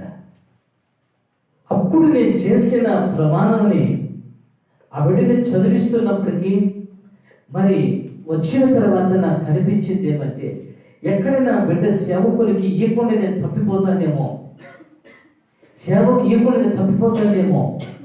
ఎన్ని రకాలుగా అంటే అన్ని రకాలుగా నేను భయపడుతూ ప్రార్థన చేస్తూ వచ్చాను. ఏది ఏమన్నా కానీ దేవుని కృపను బట్టి నా కుమార్తెని ఒక సేవకుల చేతిలో పెట్టాను. హల్లెలూయా. ఇద్దరు సేవ చేస్తున్నారు. వాళ్ళు ఎలా ఉండినా దేవుడు మాత్రం తన కార్యమైనా జరిగిస్తున్నాడు. హల్లెలూయా. దేవుడు బహుగా వాళ్ళు దీవిస్తాడు. ఎందుకంటే కదా వాక్యాన్ని మనం చూస్తున్నట్లయితే కదా ఇక్కడ చెప్తున్నది ఆయన ఖచ్చితంగా ఆయన చేస్తాడైనా అబ్రహామును, ఇస్సాకును, ఇజ్రాయిలును వారి సంతానములను ఏం చేస్తానంటే విస్తరింప చేస్తాను అని చెప్పిన దేవుడు ఆయన. అంటే మన సంతానాన్ని కూడా దేవుడు ఆయన ఏం చేస్తాడంటే విస్తరింప చేసే దేవుడు. ఎవరిని కూడా గొడ్రాలుగా దేవుడు పెట్టడు. అంతేకాకుండా ఆయన మాట ప్రకారంగా ఆయన కార్యాన్ని చేసేవాడు ఆయన. ఎందుకంటే చాలా నుంచి మనం చూస్తున్నట్లయితే అన్న కాడ నుంచి ఎలిజబెత్ దగ్గర నుంచి ఇవన్నీ మనం చూస్తున్నట్లయితే దేవుని యొక్క మాట ప్రకారంగానే ఇశ్రాయేలుని దేవుడు ఆశీర్వదింపచేశాడు. ఎవరైతే ప్రార్థన చేశారో, ఎవరైతే దేవుని వెంబడించారో, ఎవరైతే దేవుని కార్యాలు జరిగిస్తూ ఉంటున్నారో వారిని దేవుడు ఒక సంతానం చేసి ఇచ్చి ఆ సంతానం దేవుడు ఏం చేస్తున్నాడంటే కదా దీవింప చేస్తూ ఉంటున్నాడు ఆయన. హల్లెలూయా, హల్లెలూయా. అంటే దేవుని ప్రణాళిక చాలా గొప్పది. ఆయన మన పట్ల ఒక క్లారిటీగా ఉన్నాడు. దేవుడు ఆయన కార్యం చేస్తాడు. ఆయన నేను ప్రభుని ప్రార్థించిన విషయాన్ని, ప్రభా ఇదిగో నా తండ్రి నాయన వచ్చే ఏడాదికి వివాహమైన బిడ్డలు వారి పిల్లలను తీసుకొచ్చి ఇక్కడ పెట్టాలి, దేవుని సన్నిధిలో పెట్టాలి. ఈ కార్యం మీరు చేస్తున్నారు ప్రభా అని దేవుని ప్రార్థించాను. దేవుడు ఖచ్చితంగా ఆ కార్యాన్ని చేస్తున్నాడు ఆయన. హల్లెలూయా, హల్లెలూయా, హల్లెలూయా. ఎందుకంటే సంతానంలో కూడా దేవుడు ఆయన ఏం చేస్తాడంటే అభివృద్ధి చేస్తాడు. నీతోనే కాదు నీ పిల్లలని దేవుడు ఆయన ఏం చేస్తాడంటే ఆశీర్వదింపచేసే దేవుడు ఆయన. నీతో ముగిసిపోయేది కాదు, నీ జీవితంతో ముగిసిపోయేది కాదు, నీ కుటుంబంతో ముగిసిపోయేది కాదు. నీ పిల్లలు కూడా దేవుడు ఆశీర్వదింపచేసి ఆ కుటుంబాలకు రక్షణ కలిగింపచేసి ఆ కుటుంబాలకు దేవుడు సరిగ్గా నడిపిస్తాడు ఆయన. ఆయన ఆ పని ఆయన చేస్తాడు ఆయన. అయ్యో నేను చనిపోతే నా బిడ్డలకి దేవుడి దగ్గర రాలేమో అని భయపడద్దు. దేవుడిని పిల్లలని ఖచ్చితంగా ఆయన సన్నిధిలో ఆయన కూర్చొని పెట్టి ఆయన అభివృద్ధి చేస్తాడు ఆయన. ఆయనకి తెలుసు ఆయనకి. అందుకే ఇక్కడ ఈ మాట మనం చూస్తున్నట్టయితే ఆయన మనల్ని ఏం చేసేవాడు అంటే కదా అభివృద్ధి పరిచేవాడు, అభివృద్ధి పరిచేవాడు. మొట్టమొదటిగా ఆత్మీయతలో ఎప్పుడైతే మనము అభివృద్ధి మనం చెందుతామో, రెండోదిగా మనము కూడా శారీరకముగా అభివృద్ధిలోకి రావాలి. మనం అంటే మన సంతానం కావచ్చు, మనం చేసే పనులు కావచ్చు, ఇవన్నీ కూడా ఏమో కావాలంటే కన్నా ఆశీర్వదించబడాలి. ఇవన్నీ కూడా విస్తరింపబడాలి. అంటే దేవుడి కార్యాలు ఆ విధంగా చేస్తానని చెప్తూ ఉంటున్నాను ఆయన. ఇక రెండోది మనం చూస్తున్నట్లయితే కదా వాక్యం ఏం చెప్తుందంటే ఇర్మియా పుస్తకంలో నుండి 3వ అధ్యాయము 16వ వచనాన్ని మనం చదువుకుందాం. ఇర్మియా గ్రంథము 3వ అధ్యాయము 16వ వచనాన్ని మనం చూద్దాం. ఇర్మియా 3:16. మీరు ఆ దేశములో అభివృద్ధి పొంది విస్తరించు దినములలో యెహోవా నిబంధన మనసులోని చెప్పును, అది వారి మనసులోనికి రాదు, దాని జ్ఞాపకం చేసుకున్నారు, అది పోయినందుకు చింతపడరు, ఇక మీదట దాన్ని చేయరాదు, ఇదే యెహోవా వాక్కు. ఇలా కొన్ని ఆశీర్వాదాలన్నీ కూడా ఎంత చక్కగా పెడుతున్నారంటే, ఆ దేశంలో అభివృద్ధి పొంది విస్తరించు దినములలో దేవుడు మన విస్తరింపు చేసే విషయంలో ఇంకా దాని అర్థం ఏమంటే, ఇంక నువ్వు అడగాల్సిన పని లేదు. నాకు ఇవ్వండి ప్రభా అని అడగవలసిన పరిస్థితి రాదా? మనం ఎప్పుడు ప్రార్థన ఎందుకు చేస్తాం? మనము ఏమి చెప్పండిరా, ఈ ఈ ఈ ఈ ఈ ఈ ఆయన ఏమంటాడంటే, మిమ్మల్ని ఆశీర్వదిస్తాను కాబట్టి వద్దు ప్రభా, ఇక చాలు ప్రభా, ఇక చాలు ప్రభా, ఇక చాలు ప్రభా, ఇక చాలు ప్రభా అంటే దేవుని ఆశీర్వాదాలు ఎంత ఉంటాయో చూడండి. నేను ఆ విధంగా మిమ్మల్ని నేను ఏం చేస్తుంటున్నానంటే, అభివృద్ధి పొంది విస్తరించే దినాలు వచ్చేస్తాయి మీకు అంటే దేవుడు మనకి ఎప్పుడు ఇక పెట్టడు అని దాని అర్థం. ఆమేన్, ఆమేన్, ఆమేన్, ఆమేన్. ఇప్పుడు మన కానుక తిథిలో చిల్లరలు రావటం లేదు. చిన్న నోట్ల నుంచి స్టార్ట్ అయినాయి. అయితే ఇంక పెద్ద నోట్లే పడతాయి. అంటే ఏం అర్థం అది? చెప్పదు చూడండి రా మీరు, నేను పోయి వేస్తాను పెద్ద నోట్ల డికెట్లో బుద్ధుందా కదా, నీకేమైనా బుద్ధుందా? నేను మొదట సేవకు వస్తే నా కాను చేతిలో 7 రూపాయలు కానుబడి మొదట్లో నాకు ₹10 బావల 10 పైసలు ఎత్తుకునేవాడిని. ఆ 7 రూపాయలు లెక్కేసుకునేవాడిని. ఒక చోట నేను ప్రేరికి పోతే కొత్త నోట్లు 50 రూపాయల నోట్లు 4 ఇచ్చేసినారు పొరపాటున. వాళ్ళు దేవుడు చేసి నా చేతికి వచ్చేసింది 200 రూపాయలు 50 రూపాయలు కొత్త నోట్లు. ఆ రాత్రి నిద్రపోవాలని నేను. ఎందుకు? దేవుడు నాకు ఏమి ఇచ్చినాడు? 50 రూపాయల నోట్లు 4 ఇచ్చినాడు. 4 ఆ జోబులు తీసేసి చూసేసి పెట్టుకునేది. ఎందుకంటే మళ్ళీ చూస్తే ఆగారు, మళ్ళా కానుకలు మళ్ళా 7 రూపాయలే. ఏం అర్థం కాలే. క్లిష్ట పరిస్థితి. ప్రభు నాకు నేర్పించింది ఒకటి ఏమో తెలుసా?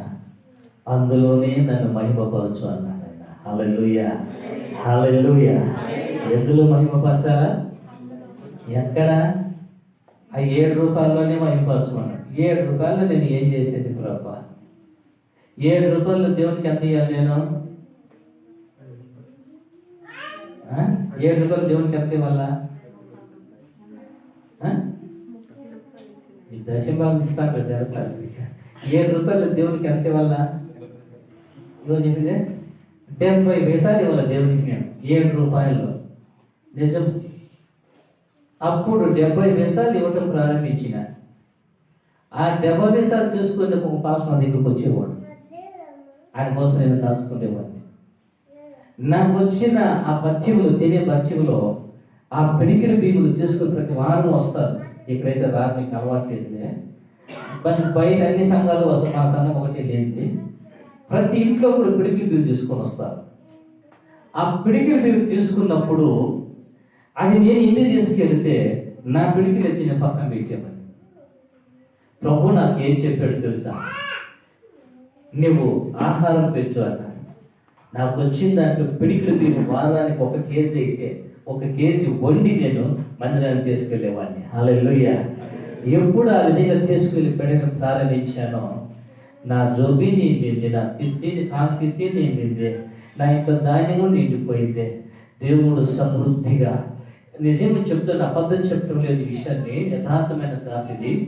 నేను ఆ విధంగా చేసిన 1 వారం 2 వారాలు చేశాను. 3వ వారంలో నేను కీనాటంపల్లికి సువార్తకు వెళ్ళాను. ఆ సువార్తకు వెళితే శ్రీరాములు అన్న వ్యక్తి ఆయన ఏం చేశాడంటే యేసు ప్రభుని నమ్ముకున్నాడు. అప్పుడే వాళ్ళ భార్యకి దయ్యం ఉంది. ప్రార్థన చేసుకున్న తర్వాత బాగుపడిన తర్వాత ఆయన అన్నాడు, పాస్టర్ గారు మీరు ఒకసారి మా ఇంటికి రండి అన్నాడు. వాళ్ళ ఇంటికి పోతే ఆయన మా పొలం దగ్గర పోదాం రండి అని అన్నాడు. పొలం దగ్గర పోయినా వరి కోసి అదంతా దుల్లగొట్టి మరి పెద్ద రాశిని పోశాను. ఆ రాశి దగ్గర తీసుకువెళ్ళి, అయ్యా ఆ రాశిపై నిలబడి ప్రార్థన చేయండి అన్నాడు. నేను పోయి ఆ రాశిపై నిలబడి ప్రార్థన చేసి కింద దిగితే నా పాదాలు పైన ఎంత వరకు ఉందో అక్కడి నుంచి ఆ ఒడ్డు ప్రక్కన తీసేసినాడు ఆయన.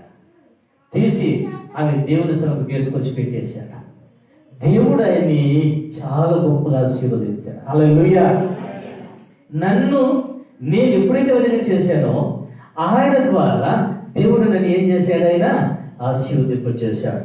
ఈ రోజు వరకు ప్రభు నన్ను వదిలిపెట్టలేదు. ఆయన ఈ రోజు వరకు ప్రభు నాకు ఏ లోటు నాకు చేయలేదు. ఈ కరోనా సమయం వచ్చినప్పటి నుంచి రోజుకు ఒక్కసారి నేను బాధపడేది ఏమంటే, ప్రభు మందిరంలో ఆహారం పెట్టలేకపోతున్నాను అని ఈ మొదటి వారిని ప్రారంభించాలనుకున్నాను నేను. అయితే మళ్ళీ ఎందుకో కానీ జరగలేదు. ప్రభు చిత్తం అయితే ప్రారంభించేస్తాం, వచ్చే వారమే ప్రారంభించేస్తాం. హల్లెలూయా, హల్లెలూయా. వచ్చే వారం విన్నారు కదా. అంటే దేవుడు నిజంగా మనని అభివృద్ధి చేసుకొచ్చే విధానం గురించి నేను చెప్తుంటున్నా. దేవుడి దగ్గర ఎప్పుడు కూడా మనం సంకోచించకూడదు, సందేహాలు మనకు ఉండకూడదు. ఆయన నీ పట్ల చాలా గొప్పగా ఆయన ప్రణాళికను కలిగి ఉన్నాడు. నీవు కూడా దేవునికి చేయవలసిన కార్యాన్ని, దేవునికి వెళ్ళే విధంలో, దేవునికి ఇచ్చే విషయంలో, దేవుని ఘనపరిచే విషయంలో కూడా నువ్వు ఎప్పుడు కూడా వెనుకడుగు వేయకూడదు నీవు. హల్లెలూయా, హల్లెలూయా. అందుకని ఇక్కడ ఈ మాట మనం చూస్తూ ఉన్నట్లయితే, మీరు ఆ దేశములో అభివృద్ధి పొంది విస్తరించు దినములలో జనులు యెహోవా నిబంధన మందసమని ఇక చెప్పరు. ఎందుకో తెలుసా? మీకు అలాంటి ఆశీర్వాదాన్ని నేను ఇచ్చేశాను. అంటే నేనే ఒక మందసంని, నేనే మీ దగ్గర ఉంటున్నాను. వీరికి బలిపెట్టిన కట్టాల్సిన అవసరం లేదు. మీరు అడగాల్సిన అవసరం లేదు. మీకు ఆ విధంగా నేను సమృద్ధిగా నేను పెడుతున్నాను, ఆ విధంగా నేను చేస్తాను అని ప్రభు అంటున్నాడు. అయితే ప్రియులారా, దేవుడు ఒక మాట ఏమంటున్నాడంటే, ఆయన చేసే దేవుడే. అయితే ఇంకో విషయాన్ని మనం చూస్తే కదా, అది ఇర్మియా గ్రంథంలో నుంచి 23వ అధ్యాయంలో 3వ వచనాన్ని మనం చదువుకుంటే కదా, 23వ అధ్యాయము 3వ వచనాన్ని కూడా, నేను వాటిని తోలివేసిన దేశము అన్నిటిలో నుండి నా గొర్రెల శేషమును సమకూర్చి తమ దొడ్లకు వాటిని రప్పించెదను. అవి అభివృద్ధి పొంది విస్తరించును. నేను వాటి మీద కాపాడుతాను. ఇక్కడ మనం చూస్తున్నట్లయితే, నేను వాటిని తోలివేసిన ఆ దేశంలో నుండి నా గొర్రెలను శేషమును సమకూర్చి తమ దొడ్లను వాటిని రప్పించేదను. అవి అభివృద్ధి పొంది ఏం చేస్తుంది? ఇది నాకు, ఈ వాక్యం నాకు. హల్లెలూయా. అంటే వెళ్ళిపోయిన గొర్రెలన్నీ కూడా దేవుడు తీసుకొచ్చి ఏం చేస్తాడు? ఆయన తోలుకొచ్చి పెడతాడు. ఎంతమంది విశ్వాసం ఉంది? గట్టిగా దేవుడు తోలుకొస్తాడు. ఆయన ఈ క్రిస్మస్ అయిపోతే ఆయన సెల్లాప్ చేసేది. క్రిస్మస్ అయిపోతే మళ్ళీ ఉపవాసం ప్రారంభిస్తున్నా. 1వ తారీఖు వరకు ఉపవాసం ఉంటాను. ఆ 1వ తారీఖు వరకు ఉపవాసం ఎందుకుంటాను తెలుసా? ఈ లేఖనం నాకు జరగాలి, దేవుడి కార్యాన్ని చెయ్యాలి. ఎవరు ఎక్కడికి పోలేరు, అందరూ వచ్చి కూర్చోవలసిందే. హల్లెలూయా. ఆయన ఏం చేస్తారంటే, ఆ గొర్రెలు మేపులు, గొర్రెలు ఎట్లా పిలుస్తారు? ఎవరు మేపుతారు గొర్రెల్ని? వాటిని ప్యూర్ అంటారు దాన్ని. అంటే వచ్చేసేయండి. అంటే ఈ రోజు దేవుడు ఏమంటాడంటే, నేను వాటిని తోలుకొని వస్తాను అంటాడు ఆయన. హల్లెలూయా, హల్లెలూయా. ఆయన ఏం చేస్తాడు? ఆయన తోలుకొస్తాడు. అవి ఏమవుతాయంట? విస్తరిస్తాయి. అంటే ఇవన్నీ కూడా దేవుడు ఈ రోజు నేను చూస్తూ ఉన్నారు. ఏంటి ఆశీర్వాదం ఆశీర్వాదం అంటేనే ఉన్నారు, అభివృద్ధి అంటేనే ఉన్నారు అని. అది ఖచ్చితంగా దేవుడు చేస్తాడు. అయితే ఇప్పుడు అయితే మనం ఏం చెయ్యాలి, మీరు ఏం చెయ్యాలి అని అంటే దేవుని యొక్క వాక్యమును అనుసరిస్తూ ఆయన చిత్తమును గ్రహించి భక్తి కలిగిన వారై ప్రార్థన పరులై ఉండి ఆత్మీయతలో మనం సాగుతూ ఉంటే ఈ ఆశీర్వాదం నీకు ఉంది. లేకపోతే ఎంతవరకు బాగా చెప్పినప్పుడు ఏం తిడతాను అంటున్నారు. లేదు తిట్లే, ఖచ్చితంగానే చెప్తా ఉంటాను నేను. దేవుని కార్యాన్ని దేవుడు ఆయన ఏం చేసేవాడు, ఆయన జరిగించేవాడు. హల్లెలూయా, హల్లెలూయా. అంటే మనము ఉండాల్సింది ఆయన త్రోవలో. అది అంటాడు కదా 28వ అధ్యాయము ద్వితీయోపదేశకాండంలో ఏమంటాడు, నీవు నీ దేవుడని యెహోవా మాటలు విని నేను అనుసరించి గైకొని నడిచిన ఎడల ఈ విధముగా ఏమవుతావు, నీవు ఆశీర్వదించబడదువు. హల్లెలూయా. నువ్వు వచ్చేసి బాప్తిసం చేసేస్తూ నీటికి పోయి కూర్చుంటే నీకు ఆశీర్వాదం ఉంటుందా? బాప్తిసం చేసుకుంటే అయిపోయింది అనుకుంటున్నారా? లేదు. అనుసరించండి, దేవుని చిత్తము ఏమైనా గ్రహించండి, ఆ చిత్త ప్రకారంగా నడవండి. దేవుడు ఆయన ఏం చేసేవాడు, ఆయన అప్పుడు అవన్నీ కూడా మనం ప్రాప్తిస్తాయి అనే వాక్యం మనం చూస్తూ ఉంటున్నాం. ప్రియమైన సంగమా, ఈరోజు మనం ఆలోచించాల్సింది దేవుడు ఖచ్చితంగా ఆ కార్యాన్ని మనకైనా చేయాలి. ఆయన చేస్తాడు కూడా. అయితే మనం ఏం చేయాలంటే వాక్యం మనం పట్టుకొని జీవించాలి, వాక్యాన్ని అనుసరించే వారుగా ఉండాలి. మనుషులను పట్టుకొని ఎంతసేపు పీకినాటి మాత్రం ప్రయోజనం ఏమైనా ఉందా? అన్న తన మగును పట్టుకుని పీకుతా ఉంది. ఏమిదన్నా ఆయన నాకు పెట్టలేదు, నాకు పెట్టలేదు, నాకు పెట్టలేదు, నాకు పెట్టలేదు. ఆయన అడిస్తే ఆయన ఏం చేస్తాడు చెప్పు. ఆయన మనం కూడా ఏం చేస్తామంటే మనం ఇంట్లో కూర్చొని మనం అంటాం, నా మొగుడు ఉన్నాడు వాడు దరిద్రుడు, నా బిడ్డలో ఉన్నారు వాళ్ళు శుద్ధ వేస్ట్ తిరుగుబోతులు, వాళ్ళు సంపాదించలే, మా ఇంట్లో ఏమీ లే, ఎవరు వస్తే కన్నా ఏమంటారు చూస్తున్నా వాళ్ళు ఎంత బాగుండరు చూడు, మాకు కాంపిటీరియర్స్ వస్తా ఉంది అంట. ఏం చేసి వచ్చేది ఏడ్స్తావు, అవేం చేస్తావు? నీ ఇంట్లో దేవుని వాక్యమును అనుసరించి నువ్వు ఎప్పుడైతే నడుస్తావో, ఎప్పుడైతే నువ్వు ప్రవర్తిస్తావో, జీవిస్తావో వాక్యానుసారంగా, అప్పుడు అన్ని కూడా నీ కుటుంబానికి వచ్చేస్తాయి. హల్లెలూయా, హల్లెలూయా. అవి లేకుండా ఇది రాదండి, అది కావాలి. చివరిగా ఒక మాట ముగిస్తుంటున్నాను. హెబ్రీ పత్రికలో నుంచి 7వ అధ్యాయము 6-7 వచనాన్ని మనం చదువుకుందాం. హెబ్రీ పత్రిక 7వ అధ్యాయము 6-7 వచనాన్ని మనం చూద్దాం తొందరగా. వారితో సంబంధించిన వంశావళి లేనివాడైన మెల్కీసెదెకు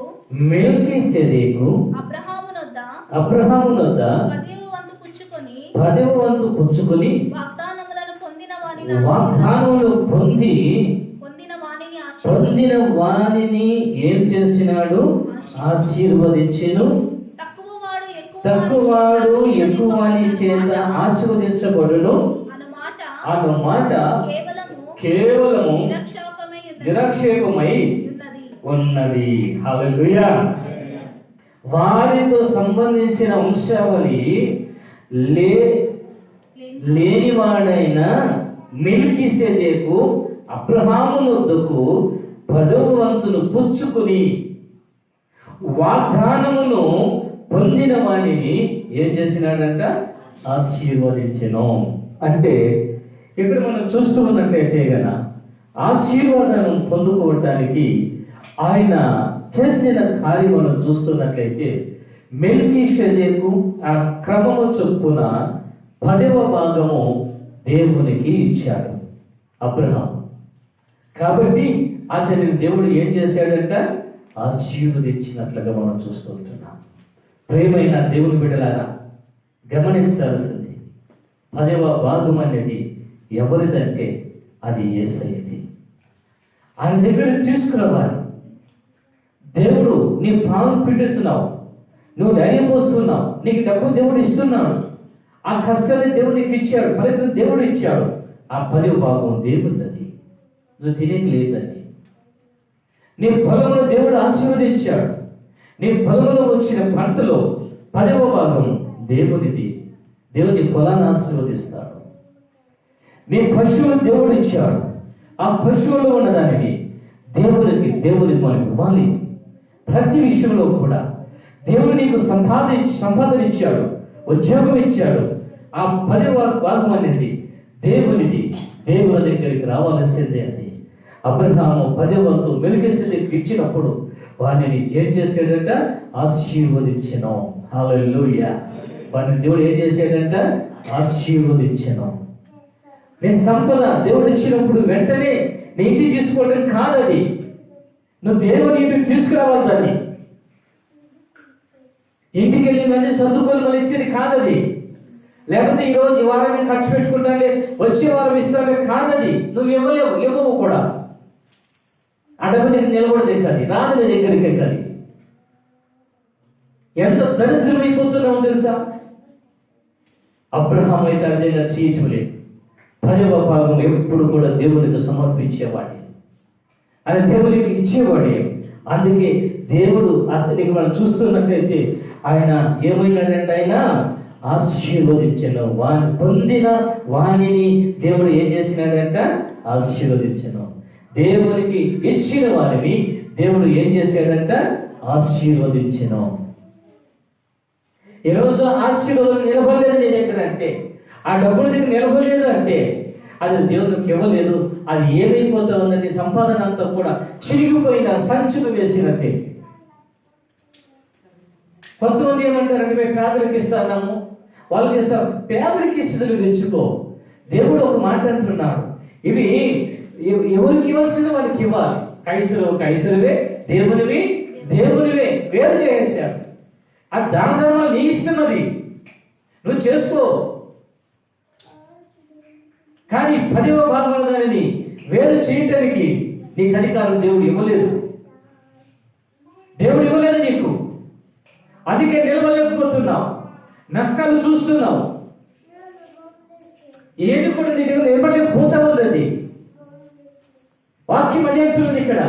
ఆయన వాగ్దానం చేసి ఆయన ఆశీర్వాదాలు పొందినట్లుగా మనం చూస్తూ ఉంటున్నాం. దేవుడు ఖచ్చితంగా ఆశీర్వదించాడు. ఈ 7 వచ్చినప్పుడు తక్కువ వాడు ఎక్కువ వాణి చేత ఆశీర్వదించడం మాట కేవలం నిరాక్షేపమై ఉన్నది. అంటే తక్కువ వాడు దేవునికి ఇచ్చి ఏమవుతున్నాడంటే ఎక్కువ వాడి దగ్గర పొందుకుంటున్నాడంట. హల్లెలూయా, హల్లెలూయా, హల్లెలూయా, హల్లెలూయా, హల్లెలూయా, హల్లెలూయా. ఎన్నైనా కానీ ఇంటికి తెచ్చి పెడతాం, కానీ దేవుడికి తెచ్చి పెడతాం. దేవుడికి ఇవ్వం. దేవుడి సన్నిధికి తేవ మనం. ప్రియులారా, భాగ్యం ఎంచాల్సింది ఇదే. మనం కొంచెం మనకు దరిద్రతగా మారిపోయాయి. దేవునికి మనం ఇవ్వాలి, దేవుని కనపరచాలి. ఆయన వాగ్దానం చేసి ప్రమాణం చేశాడు. ఆయన అబ్రహామును, ఇస్సాకును, ఇశ్రాయేలు వాళ్ళ సంతానమును ఆయన ఏం చేశాడు? ఆయన ఆశీర్వదించును, అభివృద్ధి చేసి అభివృద్ధిలోకి తీసుకొచ్చాడు. ఈరోజు మనం కూడా ఆ అభివృద్ధిలోకి రావాలి. ఆ స్థితి రాలేదంటే నీలో ఆత్మీయత లేదు దాని అర్థం. అది ఇంకా దేవునికి ఇవ్వాలనే ఆలోచనకి రాలేదంటే నీవు దేవుడిని ఎదగలేదు, భక్తిలో ఎదగలేదు, దేవుడు జీవించలేదు పరిపూర్ణంగా. నువ్వు దేవుడిలో ఉంటే, దేవుడు ఎదుగుతూ ఉంటే ఇది నా దేవుడిని, నా దేవుడికి నేను ఇవ్వాలి అని ఆ ఆలోచన కొట్టాలి. అది లేదంటే నీ భక్తి లేదు, నాకు అర్థం. అది నువ్వేనన్నా నీతి మాట చెప్పచ్చు, నువ్వు ఎన్ని గంటలైనా ప్రార్థన చేయొచ్చు, వేస్ట్. మొదట దేవుని కనపరిచే విధానంలో మనం ముందుకు సాగాలి. ప్రేమైన దైవసేనగా ఎప్పుడు అదే మనం చేయగలుగుతామో దేవుడు మనకున్న సమస్యలన్నీ కూడా ఆయన దీవించేవాడు ఆయన. హల్లెలూయా, హల్లెలూయా, హల్లెలూయా. ఈ సందర్భం వచ్చింది కాబట్టి మళ్ళీ నేను చెప్తుంటున్నా, నేను ఇక్కడికి వచ్చినప్పుడు రిక్త హస్తాలతో వచ్చేసాను. చాలా క్లిష్ట పరిస్థితులు వచ్చేసాను. పూటకి గడపడం చాలా కష్టమైపోయేది నాకే. అయినా కూడా ప్రార్థన చేసుకున్నా, యేసయ్యా నేను ఏం చెయ్యాలి. అయితే మొట్టమొదటిగా ఆదివారం భోజనాన్ని పెట్టడానికి శనివారం ఉదయం కూడా నాకు ఉండేది కాదు. ఏదో ఒక విధంగా శనివారం సాయంత్రానికి దేవుడు నాకు సమకూర్చేవాడు. ఏదో ఒక విధంగా దేవుని స్థానం చేసుకోవడానికి వ్యక్తులను దేవుడు ప్రేరేపించేవాడు. ఆ విధంగా చేయటం ప్రారంభించిన తర్వాత దేవుడు నాకు ఇచ్చినది, అప్పుడు నా కానుక మళ్ళీ ఇక్కడ ప్రారంభం ఎంతైతే తెలుస్తున్నా, 250 రూపాయలు, 300 రూపాయల లోపల నా కానుకలు నాకు వారానికి వచ్చేది. కొచ్చేలకి మరి ఆ యొక్క షామీనాలకి 6 నెలలు కడుతూ వచ్చేసాను. ఇక మళ్ళీ అక్కడ అప్పు పెట్టేసేవాడిని, టెంట్కి ఇచ్చేసి అప్పు పెట్టేసేవాడిని. అయినా కూడా దేవుని దగ్గర ప్రార్థించాను, ప్రభా నన్ను ఆశీర్వదించావు, నన్ను నిలబెట్టావు, ఈ పని నాకు ఇచ్చావు ప్రభా, ఇది నీకే. దేవునికి 6 నెలలు దేవునికి ఇచ్చేసాను. చాలా కష్టమైపోయాను. అప్పుల సమస్యలు నాకు ఎక్కువైపోయాయి. తిరిగి చావలేని స్థితి నాకు వచ్చింది. అయినా ప్రభు అన్నాడు, నన్ను ఘనపరచు అన్నాడు. అప్పుడు కూడా ప్రభు అన్నది, ప్రభా నేను ఘనపరుస్తాను ప్రభా, నేను ఘనపరుస్తాను ప్రభా. తిరిగి దేవుడు ఆ స్థితిలో నాకు ఇచ్చితే వెంటనే నేను కానుక ముగ్గురికి ఇచ్చేవాడిని.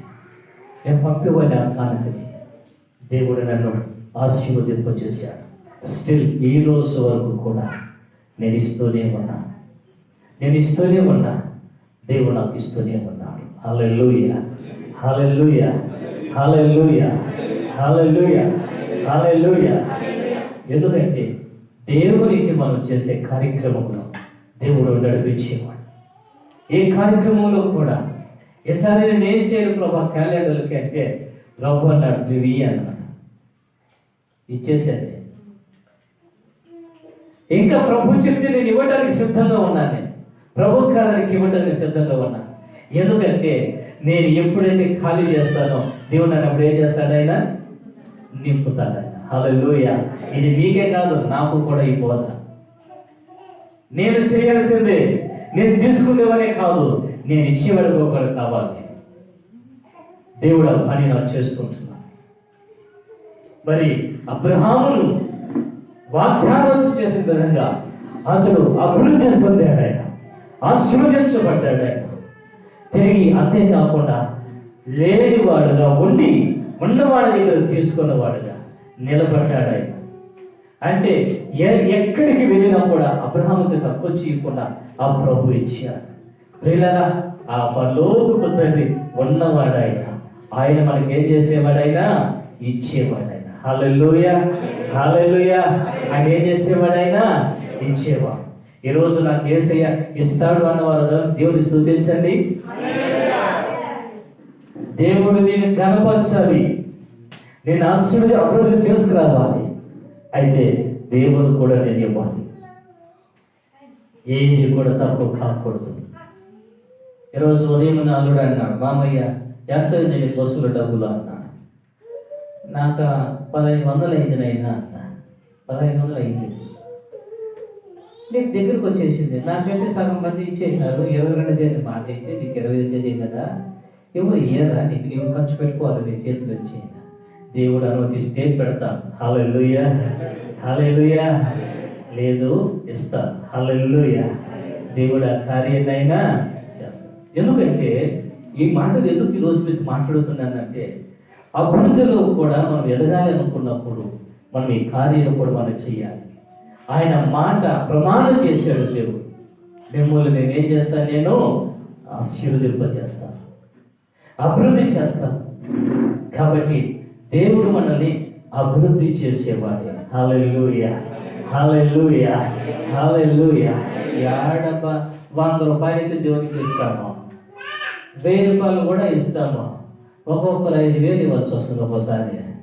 ఆ టైం వస్తే అంటే మేము ఇచ్చేది మేము కాబట్టి జాగ్రత్తగా తీసుకొని ఎట్లా వెతికి వెతికి వెతికి వెతికి పక్కన పెట్టుకొని మారుతుంది. దీని ముందు మీరే దానికి దాన్ని ఏం చేస్తారు అక్కడ ఎత్తి కానికి వచ్చి ఎత్తిపోయిన వాళ్ళు గట్టులో వాళ్ళు నిలబడుకోని ఉంటారు వాళ్ళ దగ్గర.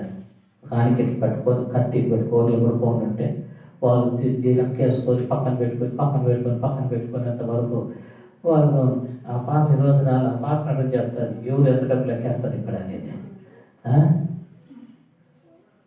అంటే ఏడు పొరపాటున వెళ్ళిపోతుంది ఏమన్నా భయం కదా. వద్దు, దేవునికి ఇవ్వండి. హల్లెలూయా, హల్లెలూయా, హల్లెలూయా, హల్లెలూయా. అప్పు చేసి వద్దండి, మళ్ళీ అప్పు చేసి వద్దండి, కష్టపడి ఇవ్వండి. అప్పు చేసి ఇచ్చేసి నేను బిర్యానీ పెట్టేసి వెళ్ళిపోయా, ఆ చర్చికి పోయి బిర్యానీ పెడితే మా ఇంట్లో అప్పులు అయిపోయినట్టు చెప్తారు. అప్పు మాత్రం చెయ్యొద్దండి, అప్పు చేసి ఇవ్వద్దండి. దేవుడు మిమ్మల్ని ఆశీర్వదించుకొని ఇవ్వండి. అదే దేవుడు గొప్పగా చేస్తాడు ఆయన. హల్లెలూయా, హల్లెలూయా, హల్లెలూయా. కాబట్టి పరిశుద్ధుడైన దేవుడు మనందరినీ కూడా ఆయన అభివృద్ధి చేసి ఆ అబ్రహామును, ఇస్సాకును, ఇజ్రాయేల్ అందరినీ అభివృద్ధి చేసి ఆశీర్వదిస్తాను వాగ్దానం చేసిన దేవుడు, నెరవేర్స్తూ చెప్పిన దేవుడు తిరిగి ఈరోజు మనల్ని, మన కుటుంబాన్ని అందరూ కూడా దేవుడు దీవించి నడిపించుగాక. ఆమేన్.